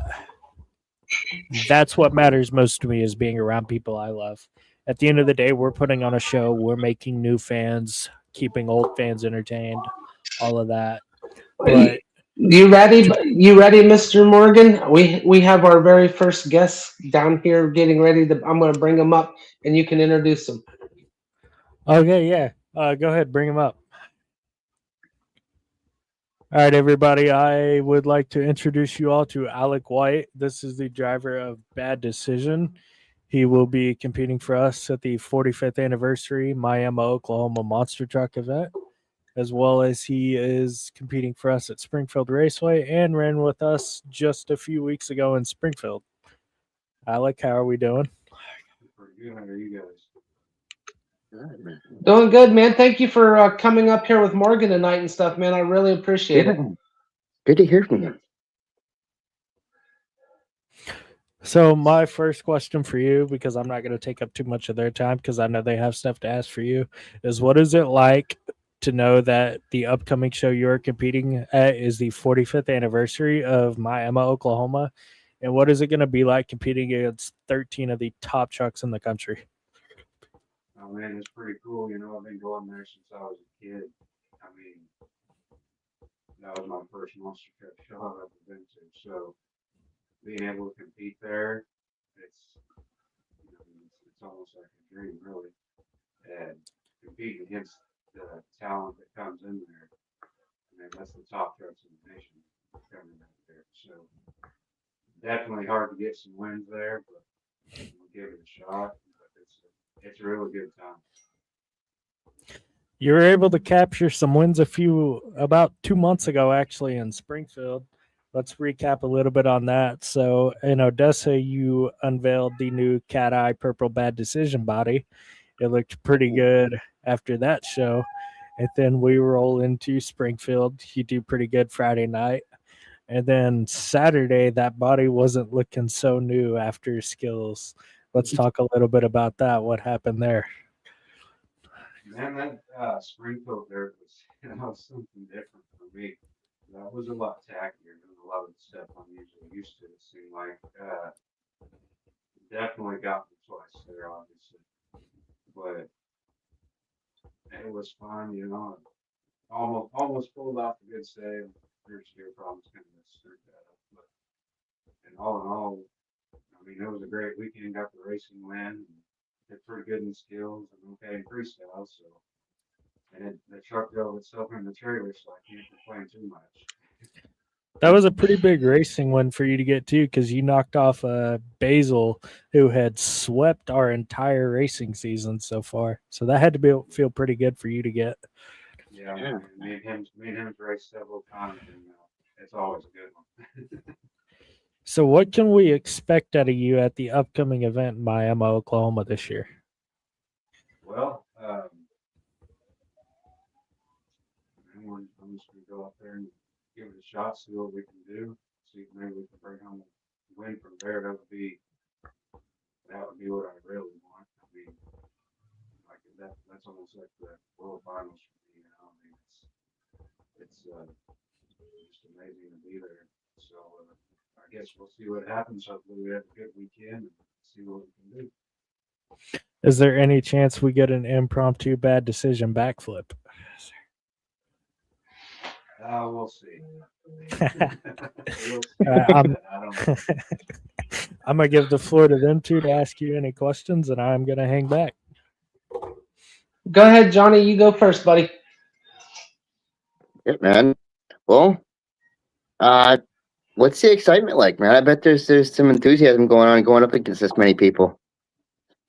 Oh yeah. I mean, this will be, I think, my 7th year doing that show. Nice. It definitely the first was very, very nerve-wracking. Because Hey. that was actually, when I did that in 2019, it was actually the very first show. I'd never even jumped before I got there. Nice.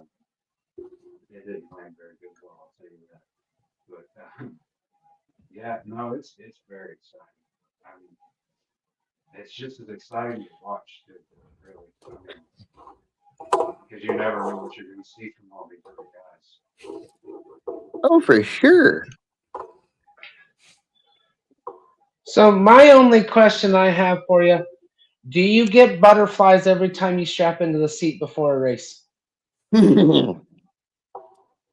Butterflies. Like your nerves, you kind of get a little nervous every time, even though it's kind of like a regular thing for you. But do you still get kind of that nerve, the adrenaline gets flowing and stuff for you? Man, it just depends on the mood, really. Depends on the mood, depends on the track, depends on who I'm going against, Sure. all that kind of thing. But yes, it's still a lot of times. Usually at least happen once a weekend, you know. Or if I get in one of those moods that, I don't even know what I'm going to do before I go out there. It's, I'm just going to go with the flow. But that seems to be when the best things happen. But yes, I still get. Heck yeah, man, that's awesome. Got two guys up here on the show living out their dreams, man. This is sweet to hear the stories and stuff from Yeah. both of you. I mean, one from the driver's seat side of the aspect, and then the one from behind the scenes and doing all this, helping getting it help with the promotions of the shows and everything. But to get the experience to share this, this platform with you guys is awesome. Yes, sir. When Morgan told me, Alec, you was going to be coming up, I told him you're first. I've talked to some monster truck drivers, for a brief second, and I've been doing this show this October 2 years. But to have somebody your caliber to come up on my show, I'll be honest with you, I'm like a little school kid. It's exciting to have somebody that competes on what you do in the monster truck world, because I mean, other than the Monster Jam and stuff like that, but to do what you're doing on the independent circuit with what you guys do is I applaud you guys. I mean, Yes, sir. you're the show for us fans. Yes, sir. So I got a little fun backstory. Is I actually watched Alec's dad drive at my first show I ever went to. His dad was competing in brute force Yeah. with the straight brown body with the silver logo on the side. That was the absolute first. Yeah, I remember that. I got to watch. Nice. So, I actually have the diecast still of that truck. Nice. I watched Alex. I'm gonna have to get the address and send it out and get it signed. Yeah. So to sit here and to watch you, Alec, your first show, it was with us, and to see you now, the progression you've made, you're doing a great job. You're killing it. I know you've been doing. You did some stuff with Caden and the Insanity Tour and all that. So you're doing a great job, buddy. Keep it up. Thank you, man. Yeah. You guys got any more questions for Alec? Honestly, I'm gonna be straight and honest. I'm kind of speechless. We'll just leave it at that. I mean, the only thing I could think of was the whole butterfly thing. I mean, to have, like I said, to have this the way it is. Besides the show coming up, what is your goal for this year racing? For racing for 2026, bud. As in, like, what do I want to accomplish racing this year? Or Your achievements for the year, pretty much accomplished. Well, Not pull a Springfield. Huh? Not pull a Springfield. Yeah, well, yeah, that'd be good. Yeah, we don't want to do that again. But yeah, I don't know. Just run the best I can through the year. Try to do it without breaking so much stuff. There's always up and down years. I've had a lot of those, but Oh it's yeah. always fun. And hopefully, maybe by the end of the year, get started on the second truck. So we'll just see where that's at. Nice. Yes, sir. Well, Alec, I appreciate you taking the time out Heck of your yeah, night. man. I know you've got a lot of Yeah. stuff going on, so I appreciate you taking time to come on and talk to me and them too. Yes, thank And you. I will Appreciate see you it. in a Okay, few Alec. weeks. All right, man. See you guys. Thank you. Thank you, buddy. Good to see you. Thank you. Have a good one, man. Good luck this season. Yeah, good luck. Ladies and gentlemen, that was Alec White, driver of the Bad Decision. You can find him on Facebook.com/Bad Decision Monster Truck. You will be able to catch him in the Miami, Oklahoma, as well as Springfield Raceway events that we will be putting on here soon. Dude, thank you, Morgan, so much for that, man. That was fucking awesome. Yeah.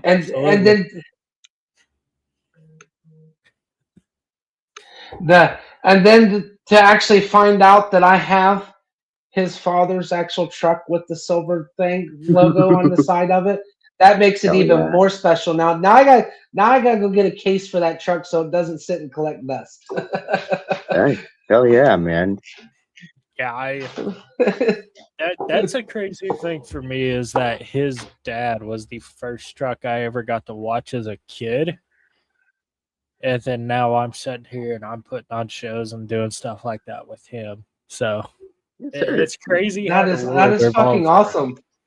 Yeah, that's freaking awesome though, man. That is fucking cool as hell. Absolutely.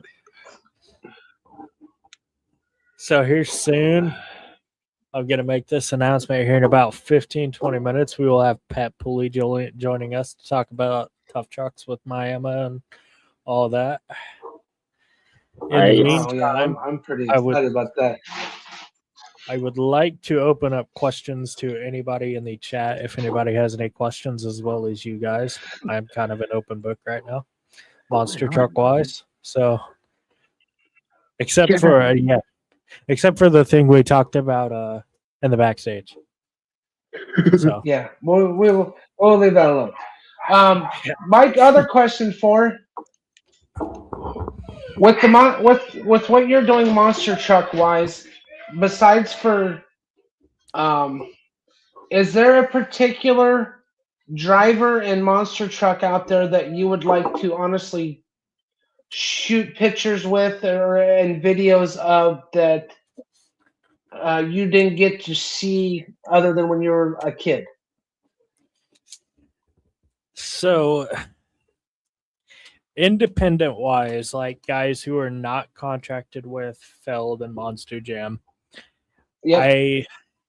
Right off the top of my head, no, because I've had the fortune I have seen like all the big guys drive, or I've done shows with them, things like that. If we're going to go a Feld / Monster Jam route, it would have to be Ryan Anderson. 100%. Nice. Either Ryan Nice. That Anderson would or be- Camden Murphy. Them two, yeah. Those are probably my two favorite Monster Jam drivers. But I don't get to watch a lot of Monster Jam nowadays. Like, I'll watch highlights and things like that. But those are probably the two big ones. I'll tell you what, watching Ryan Anderson's Facebook page and some of the stuff he posts with his kids, he's just a giant kid himself.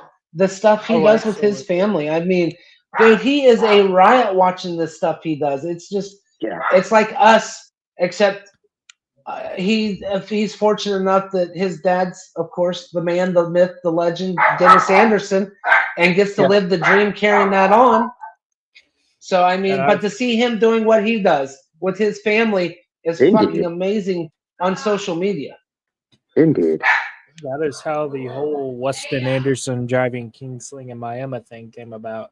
Originally it was going to be Dennis Anderson in 2019 driving Kingsling. Dennis got hurt, so the next best option was his kid. Weston comes in. I got the fortune to be able to go to a casino about 5 minutes away, and I got to meet both of them at a meet and greet. And when I tell you that they are two people who you could literally sit and talk to for like 24 hours continuously, those are two people you could sit and talk to forever. And the fact that I get I to still- say, go ahead, you're good. No, you're fine. I was gonna say you're living the dream, man. You're getting to see the next generation of the Anderson family, and you got to hang out with them. I mean, not many people get to say that. Absolutely. And to be able to watch Weston Anderson drive Kingsling, like that dude drives hard.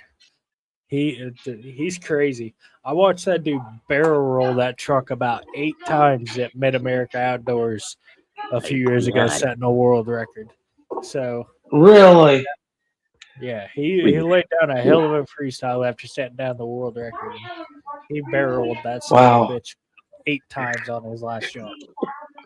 Yeah, I remember when Dennis Anderson debuted Kingsling. He actually came to a town that used to hold a mud runs and stuff on here in Ohio. He debuted it here in Ohio at one of them. Mhm. And dude, I didn't get to go see it personally, but the videos I seen posted of it, that truck, it's insane. It is. And then Weston driving now, doing his thing with the Megas. I tell you what, that kid he's fearless. He literally is. Absolutely. And the thing that's great about it is Dennis is now driving the Extreme Kingsling every now and then. So he's still involved in some capacity. So all around, it's just great. Like, I would love to go out and ride around in that truck with Dennis Anderson one time. I think that would be a Yeah. Oh yeah, experience. I think all three of us would love to have that experience to go get Oh, to do man, that that'd be at great. least one. Anybody who's a I like- monster I truck love- fan would love Yeah. that. Yeah. Yep. Well, and it was cool, and of course, this past Monday, having who I had on to actually the races at Dennis Anderson's, gets to race at Dennis Anderson's show in the spring and in the fall and during his North versus South deal. It's just phenomenal to be getting connected with that community of one of my idols in the monster truck world. Yes, I sir. mean, Absolutely. it's freaking awesome. 100% it is. Getting to meet people. So for me, from a You hit the button. You barely got the button that time. I barely tapped that. I didn't even realize it.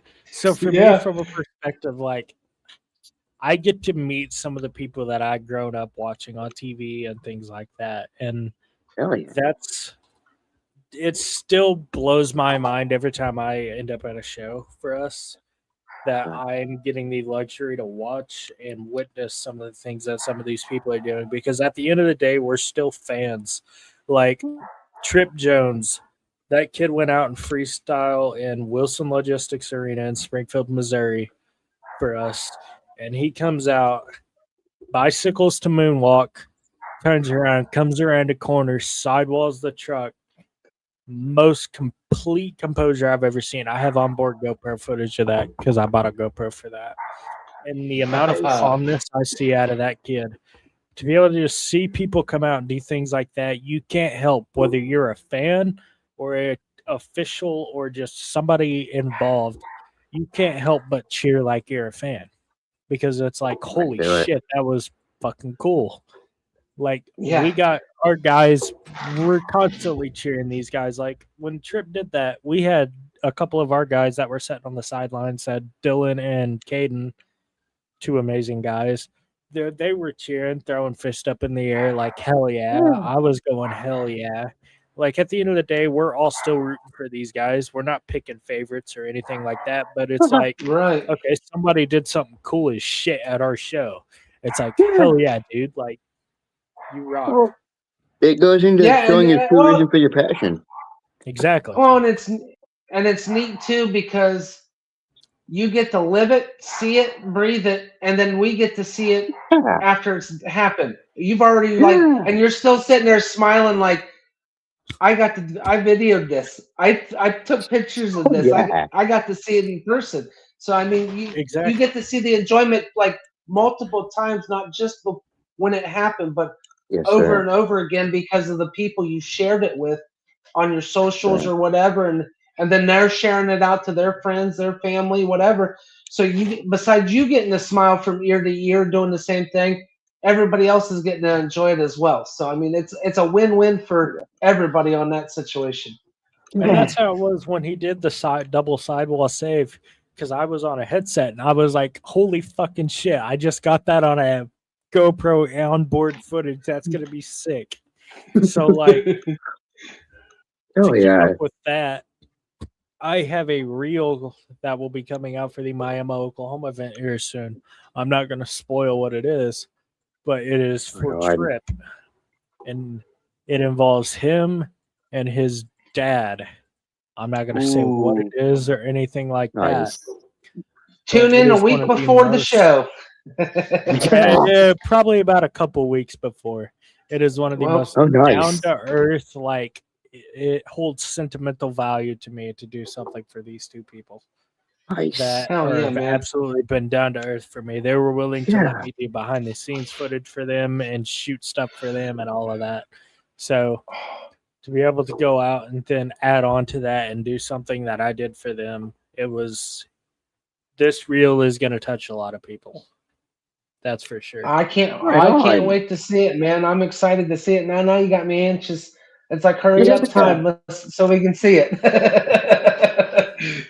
It should be out here in a couple weeks. Heck yeah, Nice. man. I'm excited for it. Yes, I'll end sir. up sharing it on my personal page so anybody who wants to see it can see it because I don't think it'll be viewable in all markets, but anybody who wants to see it, just check out my page and I'll have it shared because Will do. it was And, pretty. and you'll hear it first here. I will make sure it hits all the Nonsensical Network and my social Yes. media pages when it does get released, so everybody can see it. We'll Yeah. make sure it gets out for Morgan and stuff, and Map Motorsports and the Joneses. So either way, it's gonna hit everybody, not only on just your page, man. I'll make sure it gets shared out so everybody gets to see it. So Yeah. Absolutely, I appreciate that. Sorry, I am sending a link out. you're good, and I'll let you know Yeah, man. when he comes up. So, and this is another one that I'm excited to get up here instead of having a conversation with him through the chats. I'm looking forward to this. Yeah, man. Well, This is him in my eyes being in the tough truck world and only through the social media platforms. I'll be honest, and he can yell at me when he gets up here, but he's one of the I'll tell it now. He's a legend of the tough truck world. I mean, sir. for him to be doing what he's doing at his age, yes, and I sir. told Morgan earlier, he set the bar for everybody that races rough trucks, man, races tough trucks. Still out here, almost 70 years old, giving it his all and having fun while he's doing it. Really raises the bar for everybody. So don't let anybody tell you when you're almost 70 years old you can't do something unless you're in a wheelchair or crippled. This Nah, man's living man. proof of it. Well, hey, even then, with enough willpower, you can get right back up and do it again. Yes, sir. Exactly. Don't let anybody ever tell you your age or anything is going to stop you from being able to chase a dream because I'm here to tell you now that's bullshit and you can do anything you want to do. Yes, sir. Yep. Even if you have to fly solo and start over with people, find the right people. And some of us has been fortunate. We've got the right people pushing us in the direction we need to go for what we want to do. So And that's how it was for me. When I was in school, I was hanging out with the wrong group of people. And then I got out of school, I got a job, and then I started connecting with people that I know now in the monster truck world. And it's helped shaped me as a human being to be able to do what I am doing now.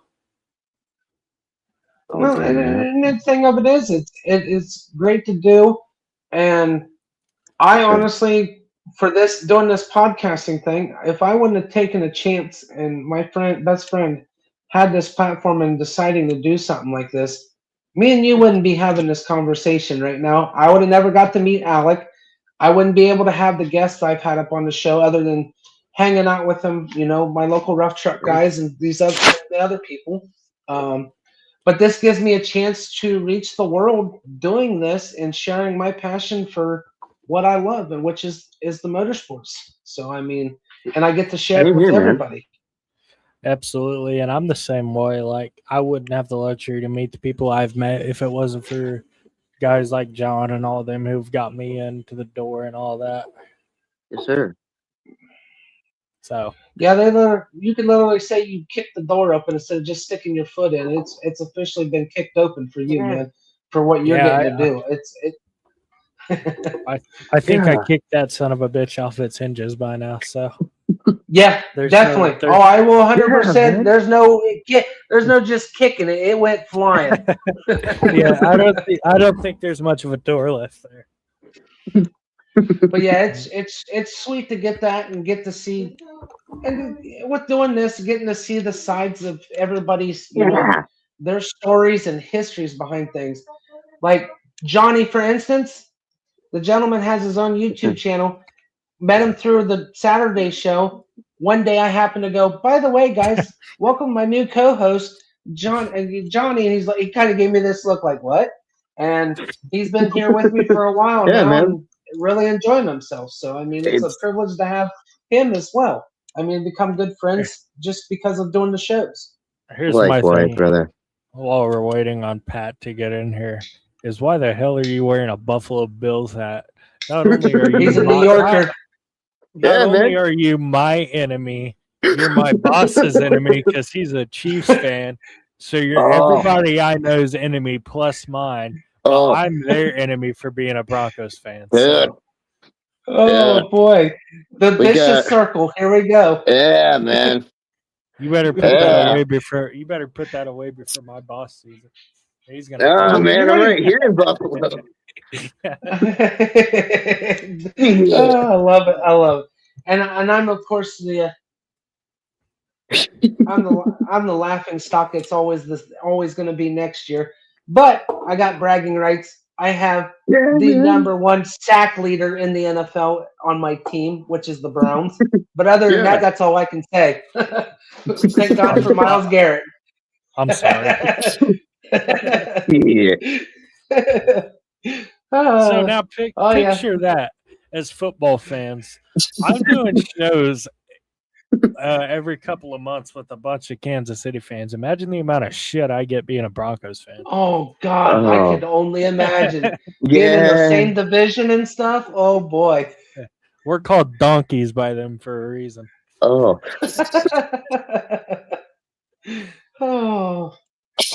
You poor soul, being surrounded and being the only Broncos fan. That's not good. Hey, it's worth it to be around people I get to. They have their good moments. Everybody, that's the bonus right there, man. Outside of the sports teams, it's the bonus is getting to do what you do. So. Oh, absolutely. Did he join yet, or did? No, he hasn't. Oh shit. So yeah, I do want to announce, since we have some downtime, these tickets are on sale for the Miami, Oklahoma event. If anybody wants to come on out and have a good time, they are available on stubwire.com. And if you are in Miami, Oklahoma, or I believe it is I want to say 200 miles or something like that. Any O'Reilly stores, isn't it? Yeah, O'Reilly Auto Parts stores. Oh, They yeah. just started selling them about 2 weeks ago. Pit passes are available at the pit gate, which will be around the back of the fairgrounds. $10 additional. You can come in, sit in the pit area. You can come up Nice. for their show, take pictures of the trucks. Any drivers that are down there, you are free to meet, get autographs, and all that. Very nice. I want to reiterate Bring the because it kids. is new. Absolutely, bring your Bring the kids. They'll love kids. it. You never know, your kid might have a chance to be one of the 4 lucky winners to get into the Kids Gravedigger Challenge. Nice. Most Yeah. importantly of all, outside of that, all of our sponsors for the event: Superior Rents, Signature Rentals, Elite Heavy Haul, R6 Recycling, Dumpster General, Working Hands Car Wash, who is sponsoring the Kids Toys Night Friday night, Nice. Stubwire and Oh, yeah, O'Reilly's, man. and Buffalo Run Casino, which we just made an announcement today. They will have a meet and greet going on June 5th from 5 p.m. to 7 p.m. You will be able to go out and meet Triton Robbins and Montana Robbins of Plain Crazy and Crazy Train, who are going to be coming off of their Monster Jam Arena Series tour. And Yeah, I on seen top the of post that- for it. Yep. And on top of that, you get to see 14 of the top trucks in the country. 6 new trucks coming to compete against 8 veterans here. One of those being Alec White, who we just had on the show not too long ago. And the fun part is you can take a ride on the Mighty Monster Bus. $15 per person at the truck, and you can get a ride. Oh, that'd be fun. Yeah, man. Absolutely. It's a great time. So that show is exactly 35 days away. Nice. And then anybody It'll- who is closer to Springfield that wants to come out, we will also be at Springfield Raceway the weekend after, which I believe is June 12th and 13th. So Yes. come out for that. Dirt racing, 7 monster trucks. The lineup for that show I am going to announce is Jamie Garner with Overboard, Zach Garner with Wildside, Tim Jones and Tailgater, Trip Jones and Ooh. Twisted Addiction, Devin Jones with Crusheroo, Alec White with Bad Decision, and Mike Sofa and Elder Abuse. Nice. That's Quite a lineup. that's a nice lineup.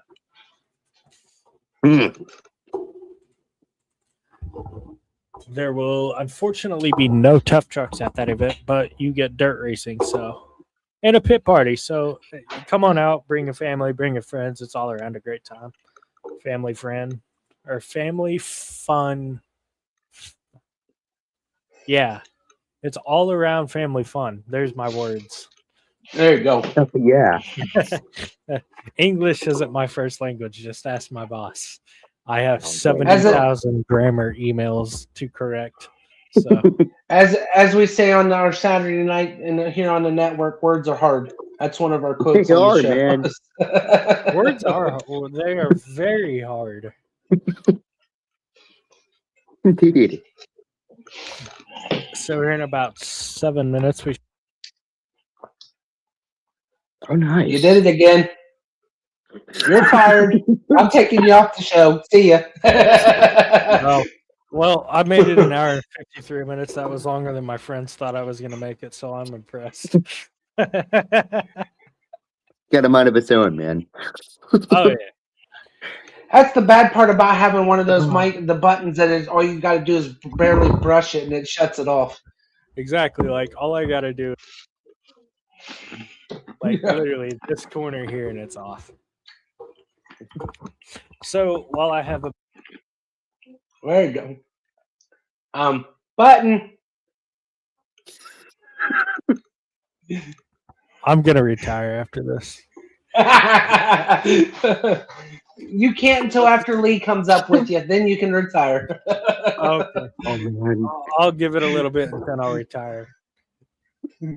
Let's talk about this piece of fiberglass here for a second. There you go. This I've been waiting to is- hear about this. I got gifted this by my boss. It is the cab roof from the Shockwave monster truck that Jamie Garner ran last year. Nice. There is only probably a less than a handful of people that have a piece of this truck. You got the most Unfortunately, important part. I got the part that hit the dirt when it rolled over, so there's still dirt spots on it and stuff like that over here on these sides and all that. I don't think the camera picks it up, but unfortunately, Chris Darnell passed away in a jet truck accident in Battle Oh. Creek, Michigan. Oh, Yep, Was I one remember of that. saddest things I've ever had to read. I was on a vacation with my family. We were in the middle of Albuquerque, New Mexico, going Yeah. to eat lunch. And I pull up my phone. I have 3 text messages from 3 close friends, and they're like, "Did you read what happened? Did you see what happened to Chris?" And then something else that was like, "Have you checked the internet yet?" Oh, I no. hadn't been. I was spending time with family, so I had no clue. Yeah. I get on Facebook, and the first thing I see is that, and I was speechless. I stepped away from my family dinner and all that. I took some time to myself. I was fortunate enough to know the guy, Nathan Hills, shout out to him, who made the design for this truck. Nice. That is also one of my best friends on this entire planet. To be able to own a piece of a truck that he made, not only because he is one of my best friends, but because it was one of Map Motorsports' best friends. That is an absolute honor to be able to have. And to know that Jamie Garner and all of them were thoughtful enough to be like, hey, I want to do a truck. I want to run from my overboard name and do a Shockwave overboard monster truck. One night or one weekend only. That is something that all of us will appreciate for the absolute rest of our lives for sure. It will be something we will never forget about. Oh, Yes, sir. definitely, man. And And by the then- way, you get the fun thing here in a minute when you're done. Our buddies, good old Pat's here. These flags, paddle recognized. Whoa. Tough truck drivers ran these flags on their truck one year. And so I got the flag to go with it. It actually sits over in that corner of my room. The flag drapes over the fiberglass. So it's a pretty cool thing to have to remember him. Hashtag live like Chris. Absolutely. And Yes, now sir. we have the GOAT and a legend, Pat Pulley, joining us. Hi, Pat. Nice to finally get to see Hi there. you other than talking to Good you in evening, chat. sir. Yeah, I finally figured out how to get on. Good to see you, sir. How you doing, Pat? I'm not technically savage. Oh no, you're good, buddy. I helped you out. You're I got good, you. man. So, Pat, I'm gonna ask the first question, and then I'll let them ask some. Okay. Miami, Oklahoma, 45th anniversary coming up. You've been a part of Miami, Oklahoma ever since Tough Trucks were kind of introduced here. What has it been like for you running here? And then what is it like knowing we are coming up on a 45th anniversary event? Well, I mean, my departed boss is actually Darnell, and he's Neil's cousin. And we started helping when he brought in the truck and tractor pulls. We go out, help put on the show, or I ran pull-off tractors and the blades, smooth them out. We've did quite a bit. And one year he brought in a couple of tough trucks from New Mexico, and we go, "Ooh, that looks like fun." And they started out with a couple of little Datsun pickups, and it's kind of went downhill from there. But it's been a blast. It really has. I mean, we once we started running them, I mean, we quit helping so much. I mean, we would help out before the shows and stuff, during the week and so. But yeah, it's been a blast. Doesn't seem like it's been that long, but some ways. But yeah, it's You're going out each and every weekend and throwing down with the absolute best of them. What is it like to be racing against people who probably looked up to you and are the reason they are now involved in tough truck racing? It's kind of strange because I still get people come up to me and say, I remember watching you as a kid. I'm going, oh man, that makes me feel old. That's how I was. It is kind of a honor in a way that people do, recognize that have been in there and say, I'm kind of an inspiration to some of them. I never set out to be any kind of role model or anything like that. I just out there having fun. Absolutely. You were one of the first tough truck races I ever watched. So that was 06. That was my first time seeing tough trucks. Yeah. I remember watching you and the Barefoot truck and the old Thunderstruck and all of them. So been a while, and now to be able to sit here alongside of you, and now I'm sitting here helping John out put shows on, and you're involved in all that still. It's pretty cool to be able to sit here and work alongside of you in a way. So yeah, it's kind of past year or so since Steve's been gone. It's changed quite a bit on a lot of stuff, but it's the godfather of tough trucks for a reason. So yeah, he was kind of special. Oh yeah, he would go out and he would run hard though. He'd make you earn it. That's sure. If you were lined up across from him, you wasn't getting by fairly easily unless if something broke on him and he couldn't run. So yeah, I will. I'm now going to allow them to ask you a couple of questions if they have any. So. Sure.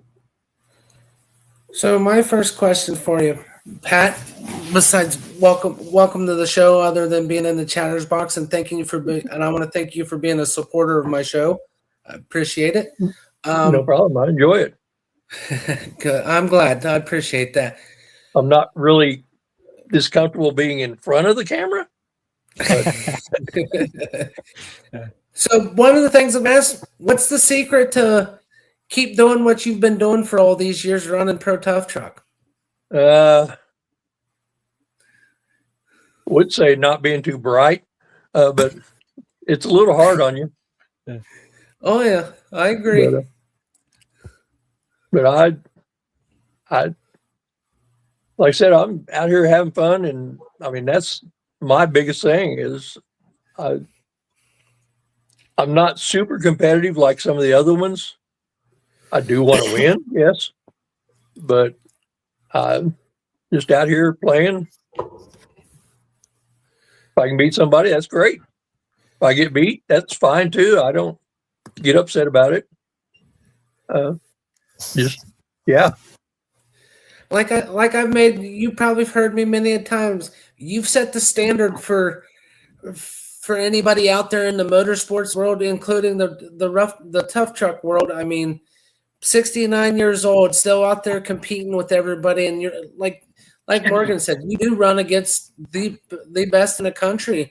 Where you run tough trucks out there, being out in Oklahoma, Missouri, and everything, it really sets the bar high and makes it an achievable thing for everybody, including myself and fans and everything else, to continue doing what you love in the motorsports world. I mean, it's awesome to see that. Yes, I mean, this is kind of a big family. I mean, most everybody gets along really great. We help each other out when needed.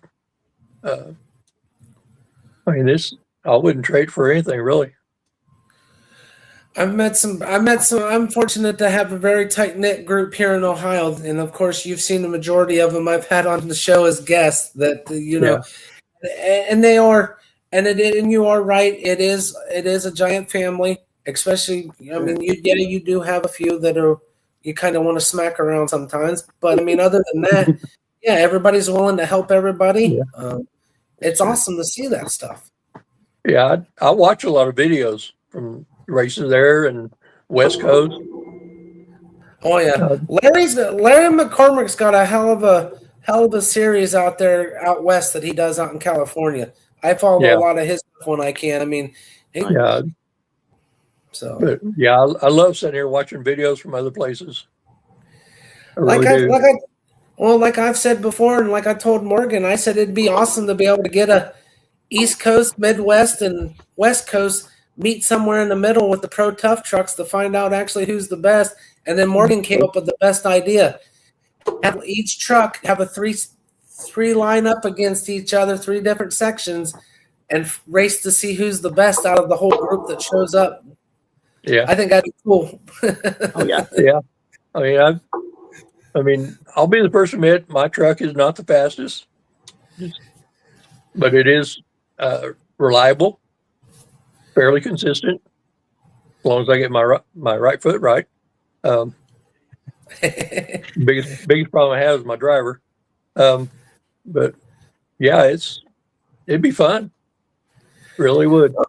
Well, and going to that aspect, I mean, I've seen the videos of the different races, everything else. I've seen you race.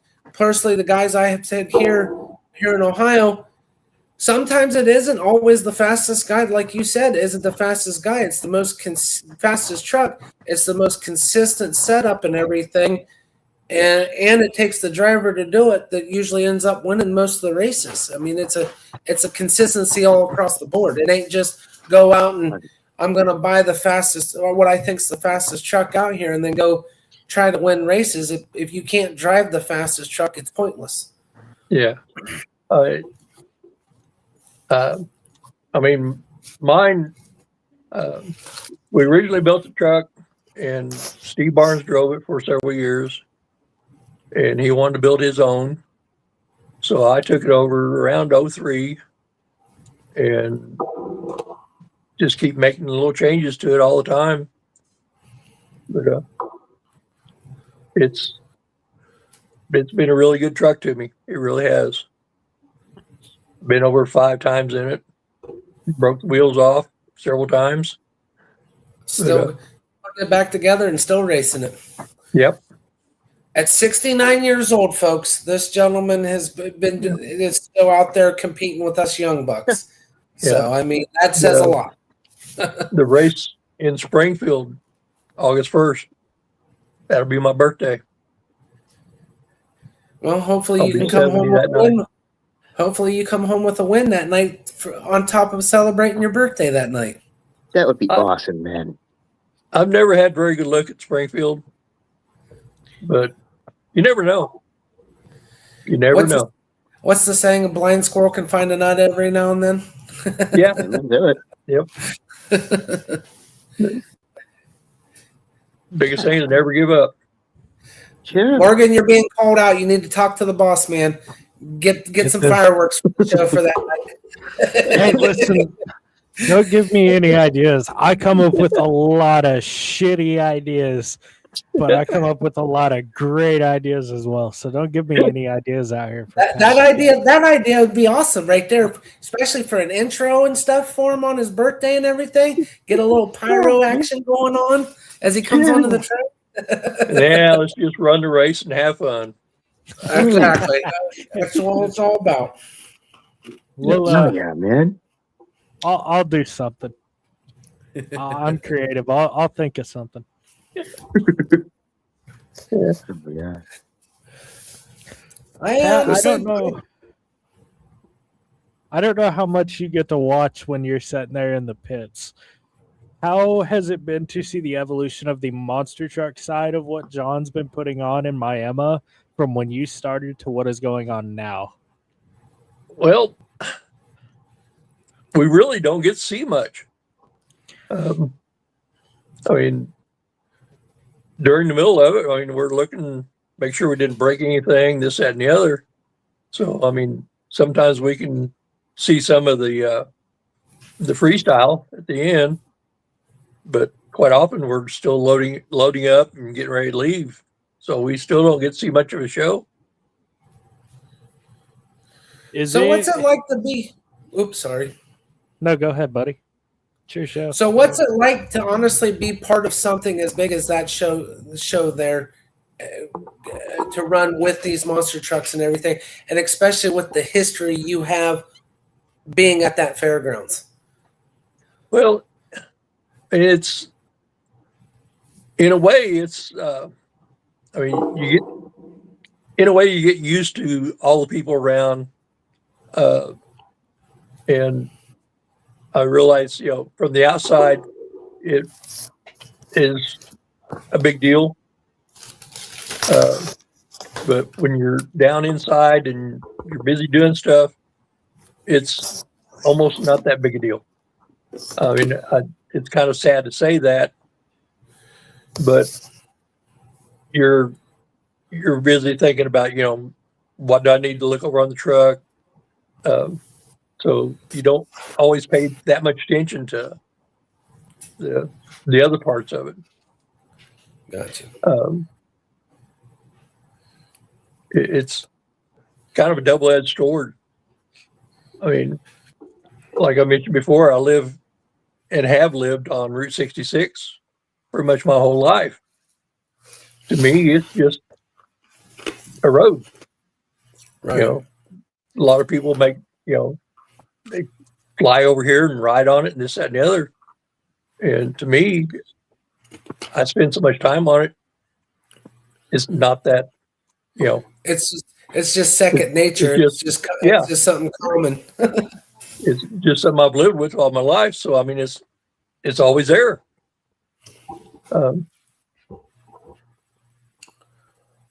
It's almost sad. But that's kind of the way it is, I guess. It's understandable. I mean, it's like we agreed on it. It becomes just it's a natural thing because you've been doing it for so long and stuff. It's like, oh, okay, yeah, you guys are all excited because you get to, like you said, you're flying out here or driving out here to go on. This is my everyday commute. It's nothing new to me. In a way, that carries its own honor because it's accepted as a part of your home. Yeah. I mean, the shop that we worked at was on Main Street, Route 66. I mean, we'd stand out there and watch motorcycle groups go by and cars go by. I mean, heck yeah, but that's cool as hell. We've had people stop in and ask for license plates. Really? Yeah, no, I do.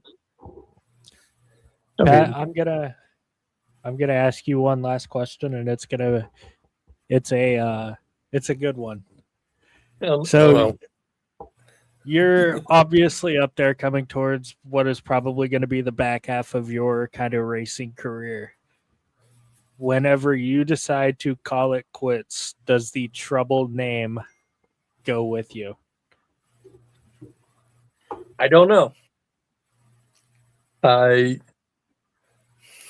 mean, my youngest son has driven it several times. I don't know whether he would want to take it over.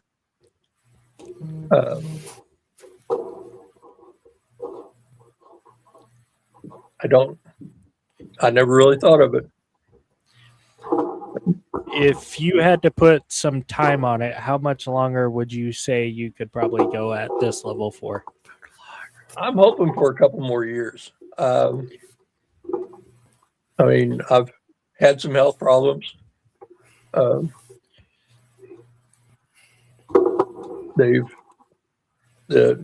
the last stroke, I had a hard time getting them to release me to get back to driving.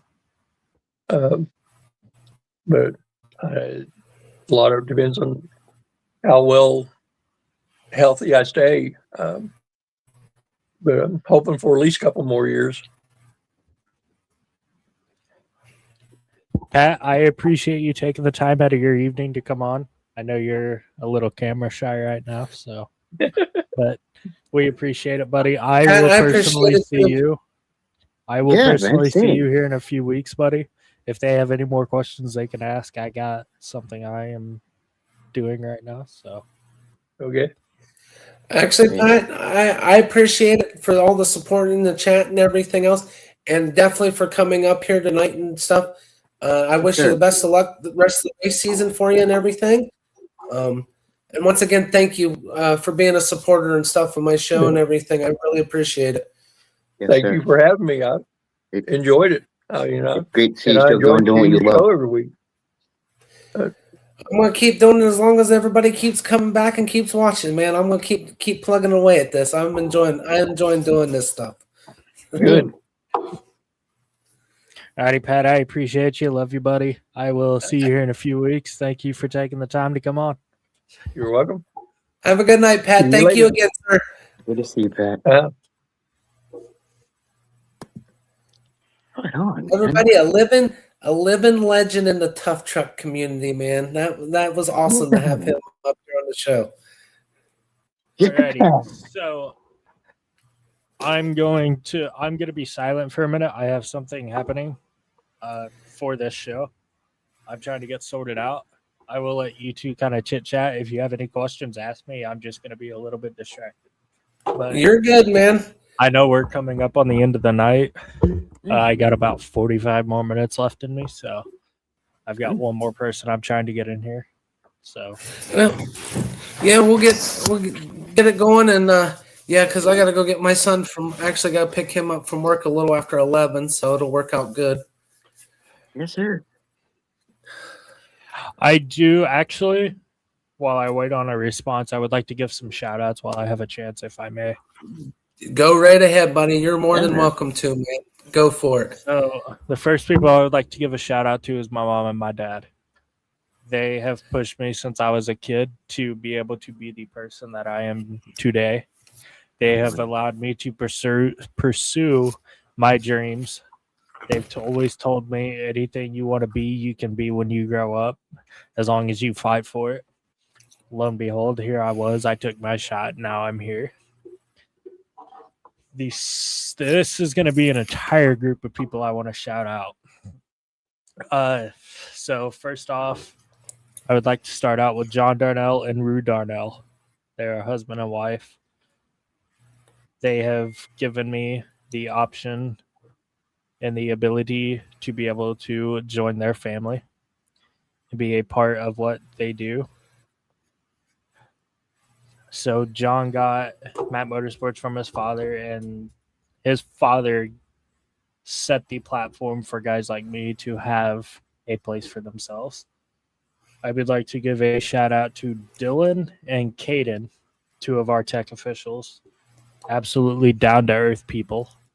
They have taught me so much that I know nowadays.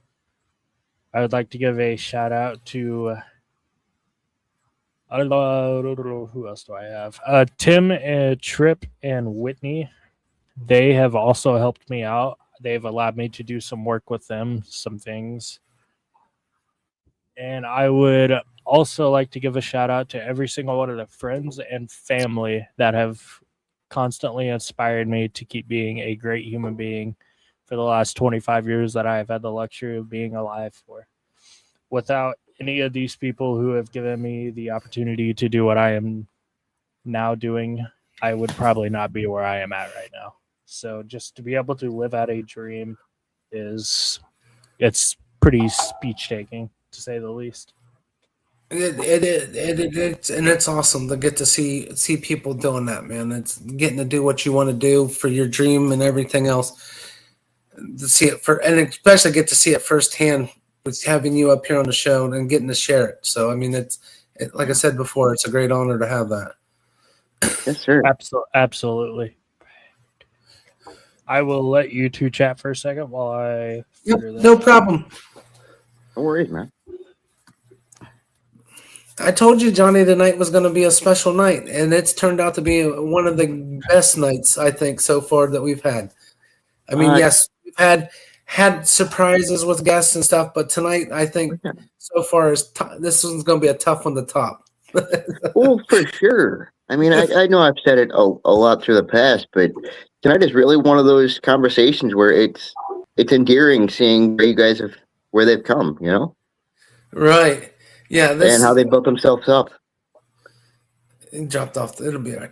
But yeah, it's come a long way. I mean, from where I started to being the nervous train wreck to everything else, and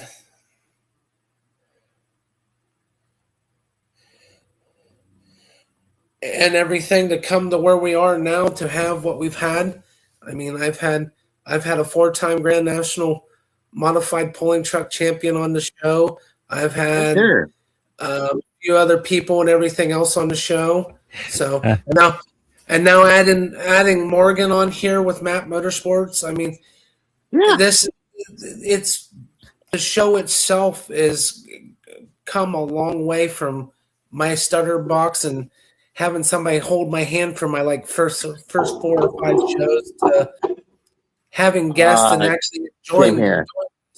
so and then bringing you in along for the ride has opened your doors for you more too and brought Yes, back sir. your stuff. So I mean, it's really helped out. It's refreshing to see where things have come since, let's say, where I came up with this Wally and how my family was involved in the Fox stuff all the way back when. For motocross race. Yep. Yes, sir. It feels good to see, and it's refreshing to see where things have progressed since then. Yeah. Like I told you, you coming along for the ride, man, you're going to get a taste of all the motorsports world. And it ain't just, I'm not just it's one dimensional when it comes to stuff. Yeah, I may be involved personally in a one-dimensional deal, but I like it all across the board. So, I mean, it's nice to have that platform.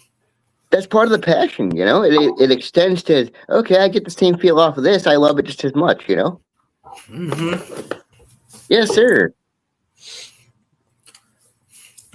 If I would like to point out, if I can get this all figured out, we're going to end this show with a bang. Oh, boy. Yeah, man. It's going to be awesome. I'm trying to get this to work correctly. So You're good, man. But yeah, Chris, you've got to ask a lot of questions. Johnny, do you have any questions for me yourself? How do I say?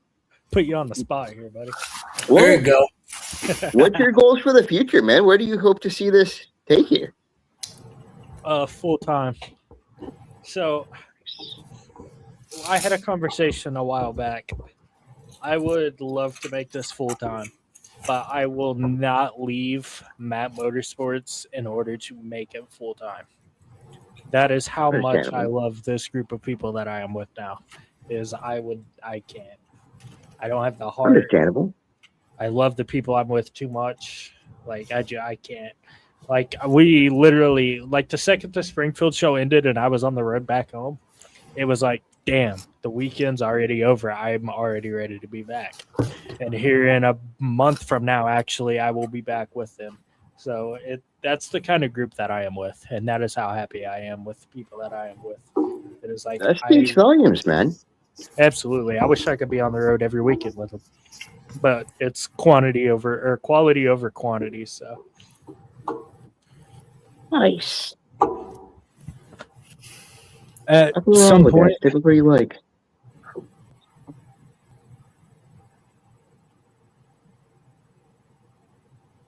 He did it again.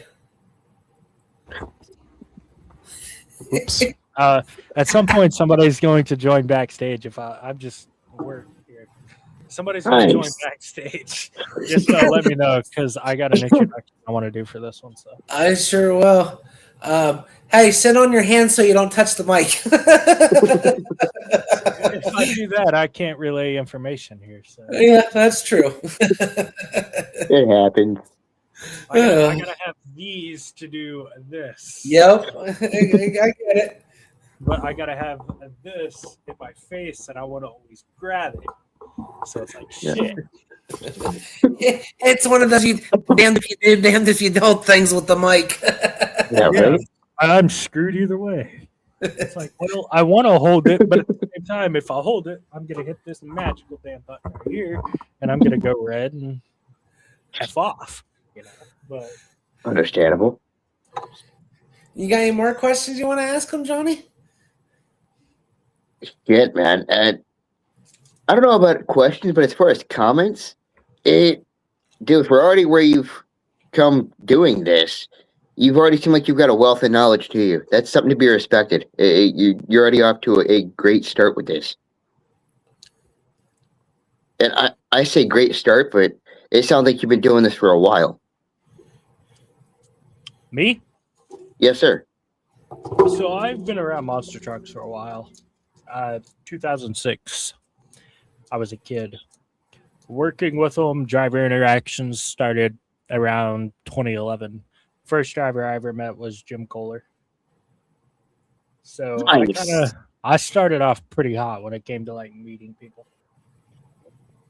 Hey, got your foot in the door, man. That's something to be, once again, respect the ambition. Absolutely. I'm Nice. trying to get this out because they said it's not working and I'd have to call him, but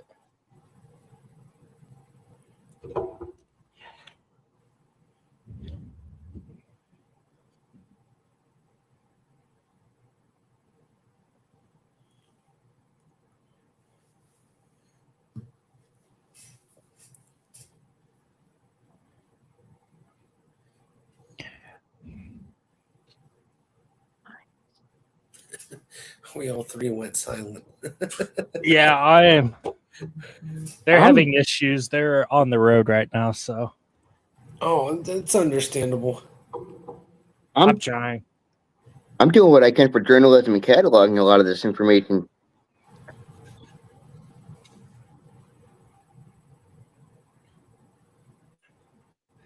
I'll get it figured out.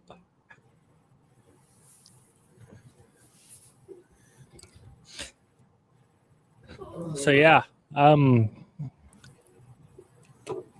oh, I want to promote this actually because what is today? Starting Friday, May 1st, tomorrow, on Map Motorsports Facebook page, I am going to be running a poll tournament style bracket. I will post 2 clips every so often. Fans will have the opportunity to go through and vote on them. I am going to run a bracket that I will keep up with. It'll have like 12 or 14 clips. We are going to try to decide what is the biggest moment in the 45 years of Miami, Oklahoma Map Motorsports events. And we're going to run through a bracket, and then fans have the opportunity to have a say in what is the biggest moment to ever happen for us at Miami, Oklahoma. There's been a lot of great moments, so that'll be a fun thing to go through. I've spent the last couple of days kind of going through clips and things, and to pick out 12 or 14 clips for this show, I would rather look for a needle in a damn haystack. I can only imagine, especially for doing something like that. Yeah, it's not easy. I'll tell you that much. Oh, especially when you got 45 years and everything from that show to go through, plus then, you know, with the monster truck deal going on. I mean, that's a lot of history of the oh wow moments to be going through to decide to narrow it down to 12 or 14 clips to make a bracket out of. So Yeah. Absolutely, especially when starting in 2012, you have like 12 trucks yeah, per show. It's like, well, okay, so like, this guy did this, and then one run later, here we go doing sidewalls and shit. yeah. It's like, how do we choose? How do I choose? Flip a coin. Yeah. So Yeah, I man. have, like, for instance, and there was one year Larry Swim and Devin Jones were racing in the finals of racing, straight line racing. There's a bread van set in center of the track down at the end of the racing lanes. I have to decide between Larry Swim hitting that bread van at about 80 miles an hour and nosing, or Kaylin Miguez having her first ever rollover there, hitting the jammer coming off the starting racing lane sideways. It's like, wow, okay, a first rollover or a truck hitting a bread box at 80 miles an hour in the championship race Saturday night. Like, yeah, that's a tough one right there, and it's that'd be one of those ones I'd let it slide where I'd add those two just to get them in there, just because it's a tough one to actually choose on that deal. absolutely. And then you got guys like John Zimmer Jr. They're coming out and they're hitting transfers in 60-foot gaps. And then you got Tim Jones coming out here backflipping off of buses and things like that. It's like, y'all make this really difficult on a guy who's just trying to run a poll for fans. Yeah. So it's fun, though, because now it's like, okay, I'm reliving all these memories. But at the same time, it's like, okay, what? Like, I don't want to offend anybody for doing something cool if I leave them out. Yeah. So it's like, how do I make sure the cool people that weren't the highlight, so to say, for this poll still get included? Because I want to include everybody. For sure. And that's the big thing, is I don't want to leave anybody out. So, especially with the rich history of the stuff that goes on out there. oh yeah.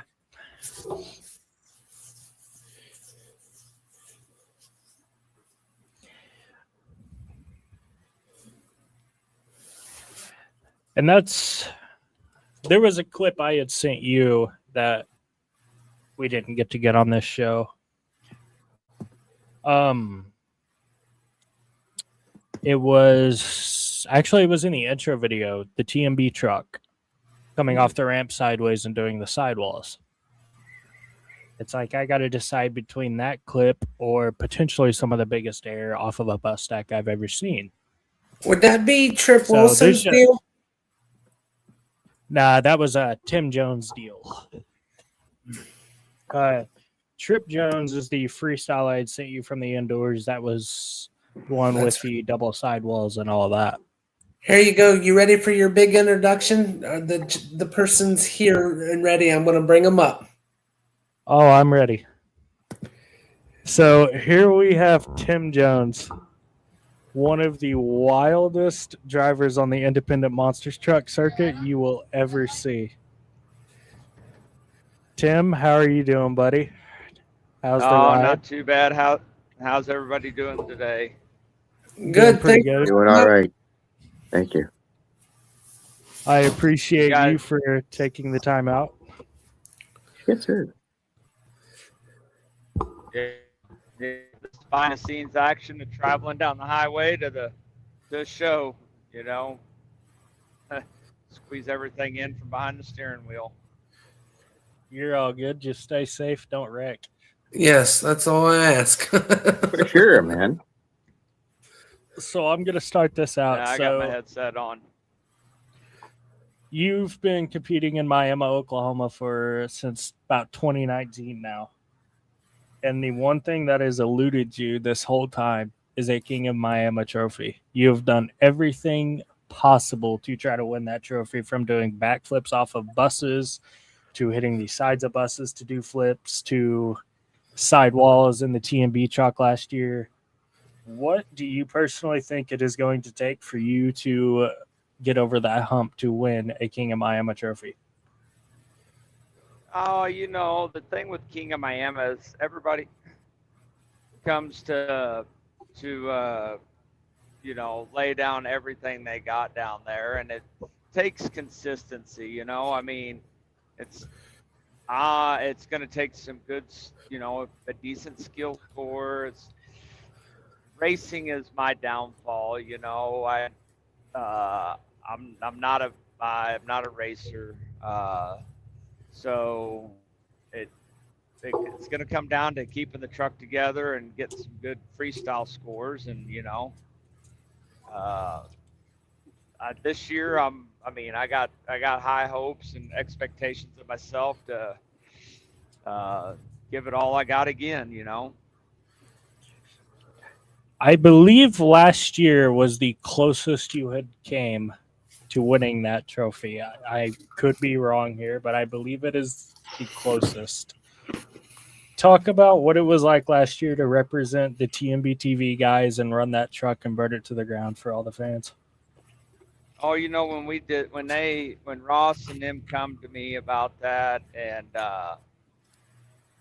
pitched it at me, I mean, it really wasn't even a question. It was just like, how do we get started on making this happen? It was pretty cool. Out of all the trucks to be there, they come to me and ask me to be a part of that and do that.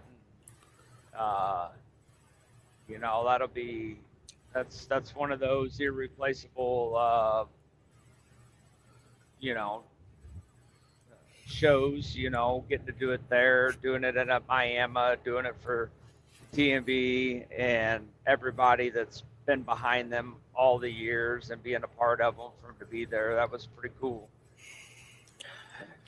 So my last question before I let them ask a couple while I come up with a couple more. Your son, Trip, he's making a name for himself. A few weeks ago in Springfield, we watched him lay down what I consider one of the best arena freestyles I've ever seen. And I believe he also took a skills win as well. What has it been like for you to watch him come up in the industry with you and then come out and start making a name for himself when it comes to doing stuff like him doing the sidewall saves and the moonwalks to bicycles and all that? Oh, you know, from the very first time I had to set my truck and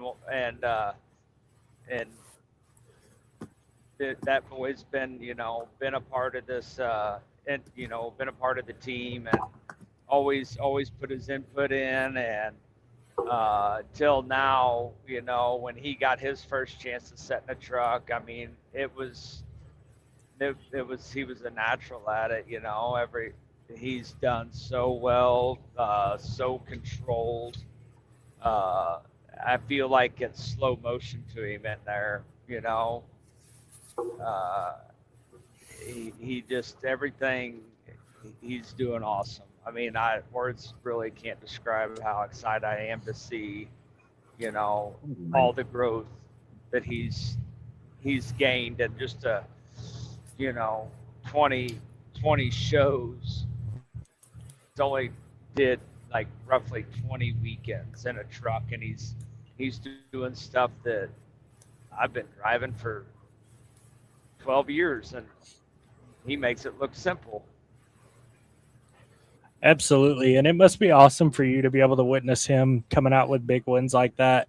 And then the moments you get to have with him afterwards during his interviews, like when you went to go give him a hug and all that, and just seeing the outpouring support from the fans for him and all that.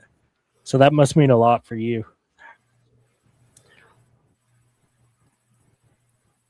I am going to let. If it would be the what them guys, you know, if it wouldn't be him being a part of it with me, and Trenton, you know, growing up to be a part of it, and everybody that stands behind me. I mean, even Whitney, you know, she's behind the scenes, just always thrashing and working on stuff all the time that people don't ever get to see all that. And it's awesome to keep it all close family. That's a great thing. That's honestly a great thing when you got family that does that with you know, stays tight knit and everything and does all that stuff together. That is amazing. I am going to throw it off to them too to ask you a couple questions. Before I do that, I want to say thank you for allowing me to do everything I've been able to do for you and your family. Between the thing I did for Trip and all of that, I want to thank you personally for allowing me to step foot into your all's world and do all the behind the scenes stuff and everything like that I've got to do. So thank you. Thank you. Johnny, you first on the questions if you got anybody. I'll let you go first. Well, what was Miami like? I've heard a couple of good things about it already. What was your point of view about it, participating in? As far as what it's like to be a part of Miami? Yes, sir. Yeah, I mean, that show, it you know, there's a little history that I don't know the exact date, but I'm gonna guess it was 2009, 8. It may have been somewhere in there. You know, my debut in Miami happened way before I was ever a monster truck guy. When I pulled, I was in PPL and competitive truck pulling in the diesel trucks. I actually was a part of the show of Johnny's when he used to have sled pulling as some entertainment filler. So I made like to make a full circle from being a truck puller there at one of his shows to being in a monster truck, to watching my son be in a monster truck there. I mean, it's one of the biggest, best outdoor shows that we get to do. There's only a handful of them that we look forward to going back to every single year, and Miami's at the top of them. Nice. I mean, Miami, you're going for a throwdown fest. That everybody's got a number on somebody's head to be better, but at the end of the day, every one of us there, after the helmets come off, it's all friends, and everybody makes sure that you can do it all again the next day. Pushing each other to be better, and like you just said, doing it again is the most we can ask for, man. Yeah, and just this year going into the 45th anniversary of that, it's that says a lot for Map Motorsports and Johnny Darnell and the family, the Darnells, that they've maintained. They just didn't want to ever come in and do one show and not worry about doing another. They go in to do a show and build a relationship and never leave. I mean, and obviously 45 years of doing the same show in Miami is I don't know if there's many that can say they've ever did that. Oh, for sure. The closest thing I could think of, the longest running show, even close to something like that, is actually Bowling Green, Ohio. That's about the truck and tractor pulling. That's about the only motorsports event besides that's a consistent show other than the Mama show for the monster trucks, and the event being held there every year for 45 years. I think those are like the two top shows that are still consistently running after all these years, other than COVID year where it screwed everybody, but it's still been consistent no matter what, and that says a lot for. Yep, absolutely. And I mean that's where the respect for Darnell and when he asked to do it. We go down there to give it our all. We don't go to just get by. We go to put on a show because that's what gets people to come back. Yes, sir.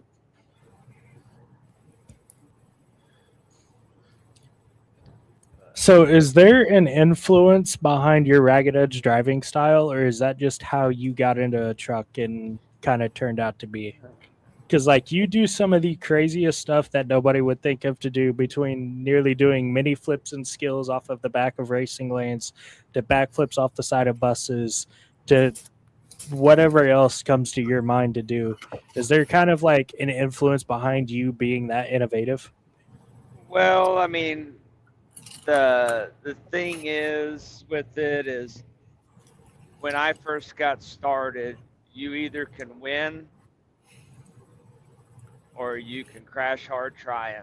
And because they're going to remember the guy that crashed hard trying, and they're going to remember the guy that won. And, if you can't win, you better look good losing. I mean, and that's kind of how I've always been. Try to be different. You got to do something, especially at a show when there's 14 trucks. Yeah. You got to go look at something a little different than the basic, so you can stand out just a little bit different. And some talk about it, but very few deliver and try it. some talk about how they want to try to do something, but when it So- comes down to it, they don't.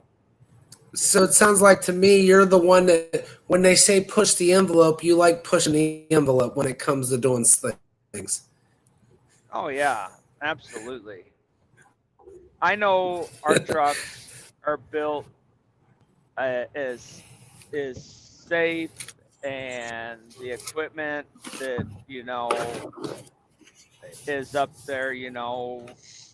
That I'm not scared to try anything. The things are built like tanks.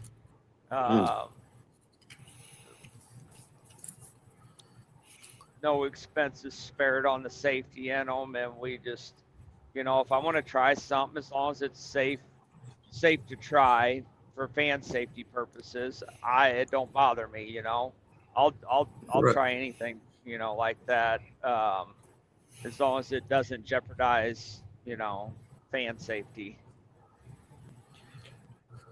So, with this being the 45th anniversary and you're still fighting to get your first King of Miami trophy, is there anything we can expect from you that you're willing to try or that you would like to try to do in order to get over the hump to win? Oh, I mean, it's one of those things. It's going to be prep. A lot of pre-show prep. I mean, go through the trucks, making sure they're on their A game, as we do every time they go out. We try to make sure we have everything we need and in line where it needs to be, and it's really going to come down to what this track looks like this year. We fought last year. Them guys fought endless hours of mud and mud and mud and mud to give us a track that we could drive, and they delivered an awesome track for the conditions that got thrown at them. And this year we're gonna have a great year. It's gonna be, I feel it. It's gonna be, it's gonna be a little warm.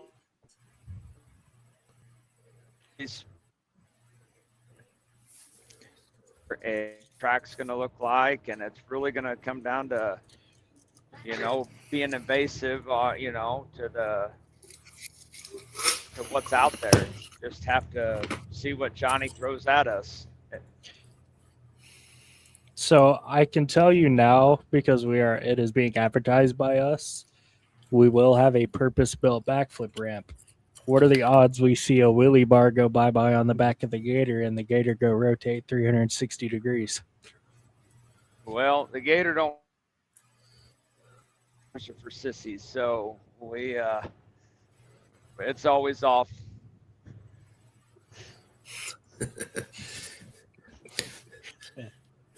Sounds Well, like Tim, it's gonna be a show. Oh, yeah. Yeah. We don't normally back down from them, so if they're there, they're there. Well, Tim, I appreciate you taking time out of your evening. I know you guys are on the road heading to Woodward, Oklahoma this weekend to go throw down with some guys down there. So I appreciate you taking the time while you're out on the road to come on for a little bit and talk with us. Morgan, thank you for bringing them up and stuff and everything. And be safe. Good luck this weekend. Let it all hang out. Yes, Look sir. forward to hearing the results from this weekend and stuff. Be safe. All righty, guys. Be safe. Thanks for having us, and thanks for thinking about us to give us a call. And I'm glad we was able to make it happen. And Yes, sir. Yeah, I'm very excited you got to come up. Yes, sir. All righty, guys. Well, we will catch you maybe down the road on another podcast, and if not, hopefully to see y'all at Miami. Yes, sir. Yes, I'll sir. be there. So, All righty, guys. Well, we'll talk at you later. All right, Yes, have sir. a good one. Yeah. Have a good one. Bye. Morgan, Pat says it best here. I've said it before. If you can't win, put on a show. Yeah. absolutely. And that's the name of the game when you come to Miami, Oklahoma, is if you ain't going to win, you're going to put on a show. So, Yeah. with that said, if there's any more questions, feel free to ask them. Other than that, I don't. I think everything's been hit tonight, bud. I appreciate it. Dude, I really, really want to thank you for bringing the guests you brought up with you on this show. It's amazing to them and to hear their stuff. And as Devin Scott, yes, I've seen some of your Facebook videos and stuff. You definitely put on shows. You guys do put on a show too. But I do personally appreciate you giving me the opportunity to be your first podcast to come on. Also to be my first guest that actually have monster truck drivers up on the show with you. I wish you the best of luck and everything. I'm looking forward to having you and Lee back on the show. Having Lee come up with you when you come back on. And because I know he is watching, he said he is catching up. John, when me and Lee come on here, your ass is coming on here, buddy. I don't care if I have to come to Springfield and drag you on here. Even if you forget what you're saying like you claim, you, me, and Lee on here would be an absolute great time. That would be an awesome honor. That would be an honor to have John on here. We can even do it in Miami. We can, us three, get together in a room or something. The three of us can go on together. Yeah, an hour and a half. Yep, we can. We'll stay in touch, Morgan. We'll get something set up where we can make that happen, man, on a Monday or Thursday night or whatever. Just let me know, and we'll go from there. And like I said, I really appreciate you coming up on here. I wish you the best of luck. I'm looking forward to seeing the stuff you do for Map Motorsports and yourself, including MC Productions. Other than that, man, you have a great rest of your evening. What's left? And have a wonderful weekend coming up. And thank you again for being part of the show and bringing the people you brought up. Pat, I know you're still in the box. Thank you for coming up. I know you were shy on the camera, but I really appreciate it, like I said, and being supportive. And Alec, Tim, on those guys, all that came up on the show, I really appreciate it. Wish you all the best of luck this season. Maybe one of these days, get a free time. We can get you guys up here with a little more time where you're not rushing around. And we can sit down and talk. That could possibly be another thing in the future to set up with Morgan where you can be up here with him as well too. And we'll just have another session up here talking monster trucks and everything else and tough trucks again. Absolutely. I appreciate you guys for having me on. I will, to those of you that are watching, I will see some of you here in a few weeks in Miami. To the rest of you, I appreciate you all for hanging out with me and these two and the guests that I have brought on. And I'm sure I will speak to more of you soon. All right, buddy. You have a good night, man. I'm going to go ahead and drop you down, and I'll catch you later on. Sir. Man, what an awesome night. Listen here, part-timer. You were late to the show. No. I was. I took a little bit to get in. Dude, tonight was fucking phenomenal. Johnny, since you weren't here, I'm going to do something. Morgan did this for my opening act. He made this just for this show tonight. Watch this video. Yeah. This was sick. He did this. This is awesome. He made this for tonight. Got a gypsy soul, I'm a rebel and rogue, and I'm always on the run. With the fire inside, I ain't ever gonna die. I'm a locked and loaded gun. When the match is striking the gasoline lights, it's only just begun. One thing I learned is you could watch it all burn, but the flame ain't ever done.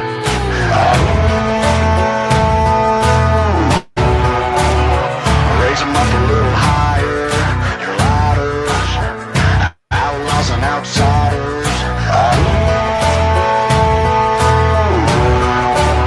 Some call me a renegade, the enemy. Throw your hands up if you feel the same. Oh, living life at the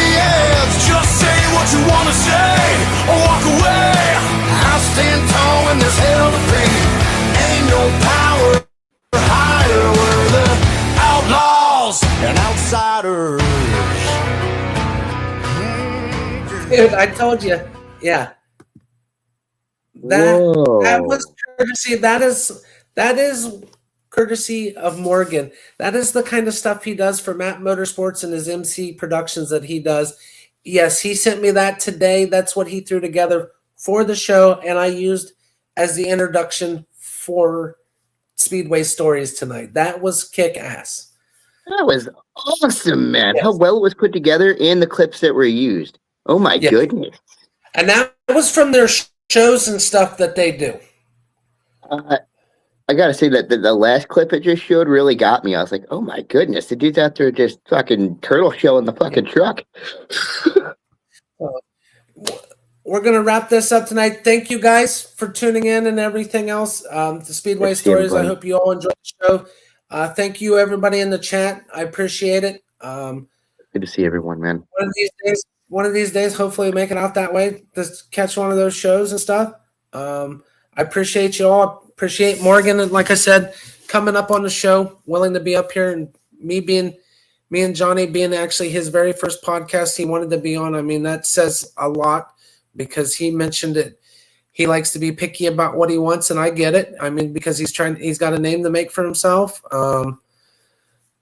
So it's a great honor, and it's been an honor to have the guests that we had up here on the show. I mean, I didn't expect who he was going to bring up other than when he mentioned about Pat coming on the show, but I didn't expect to have Tim and Alec, two of the top monster truck drivers around, to actually be on the show with us tonight. Was extra bonus. So I hope you all enjoyed the show. Make sure you hit that like, share, and subscribe button. Tomorrow night I will not have Wally's Motorsports World. Got the big weekend coming up for like Cruise for the Cure Saturday and Sunday. So Saturday night, tune in back here for the Nonsensical Nonsense, the main stable of the show where the inmates run the asylum. It's always a good time. We drop the links in the comment and everything else, and everybody hangs out and has a good time. Sunday, I don't know what's going on, to be honest with you. Monday night, we're back here with Speedway Stories. Me and Johnny will have our guest, Mr. Josh Phillips. He is another gentleman that got to run Dennis Anderson's Spring Fling this year. He was there also with Mr. Philip Hall Jr. that we had on the show previously this past Monday. He will be on to talk about his rough truck career and what got him into the motorsports world, and just having a good time again. Tuesday night, Glick's got a guest on Glick's House of Music. Wednesday night is Glick's Comedy Lounge.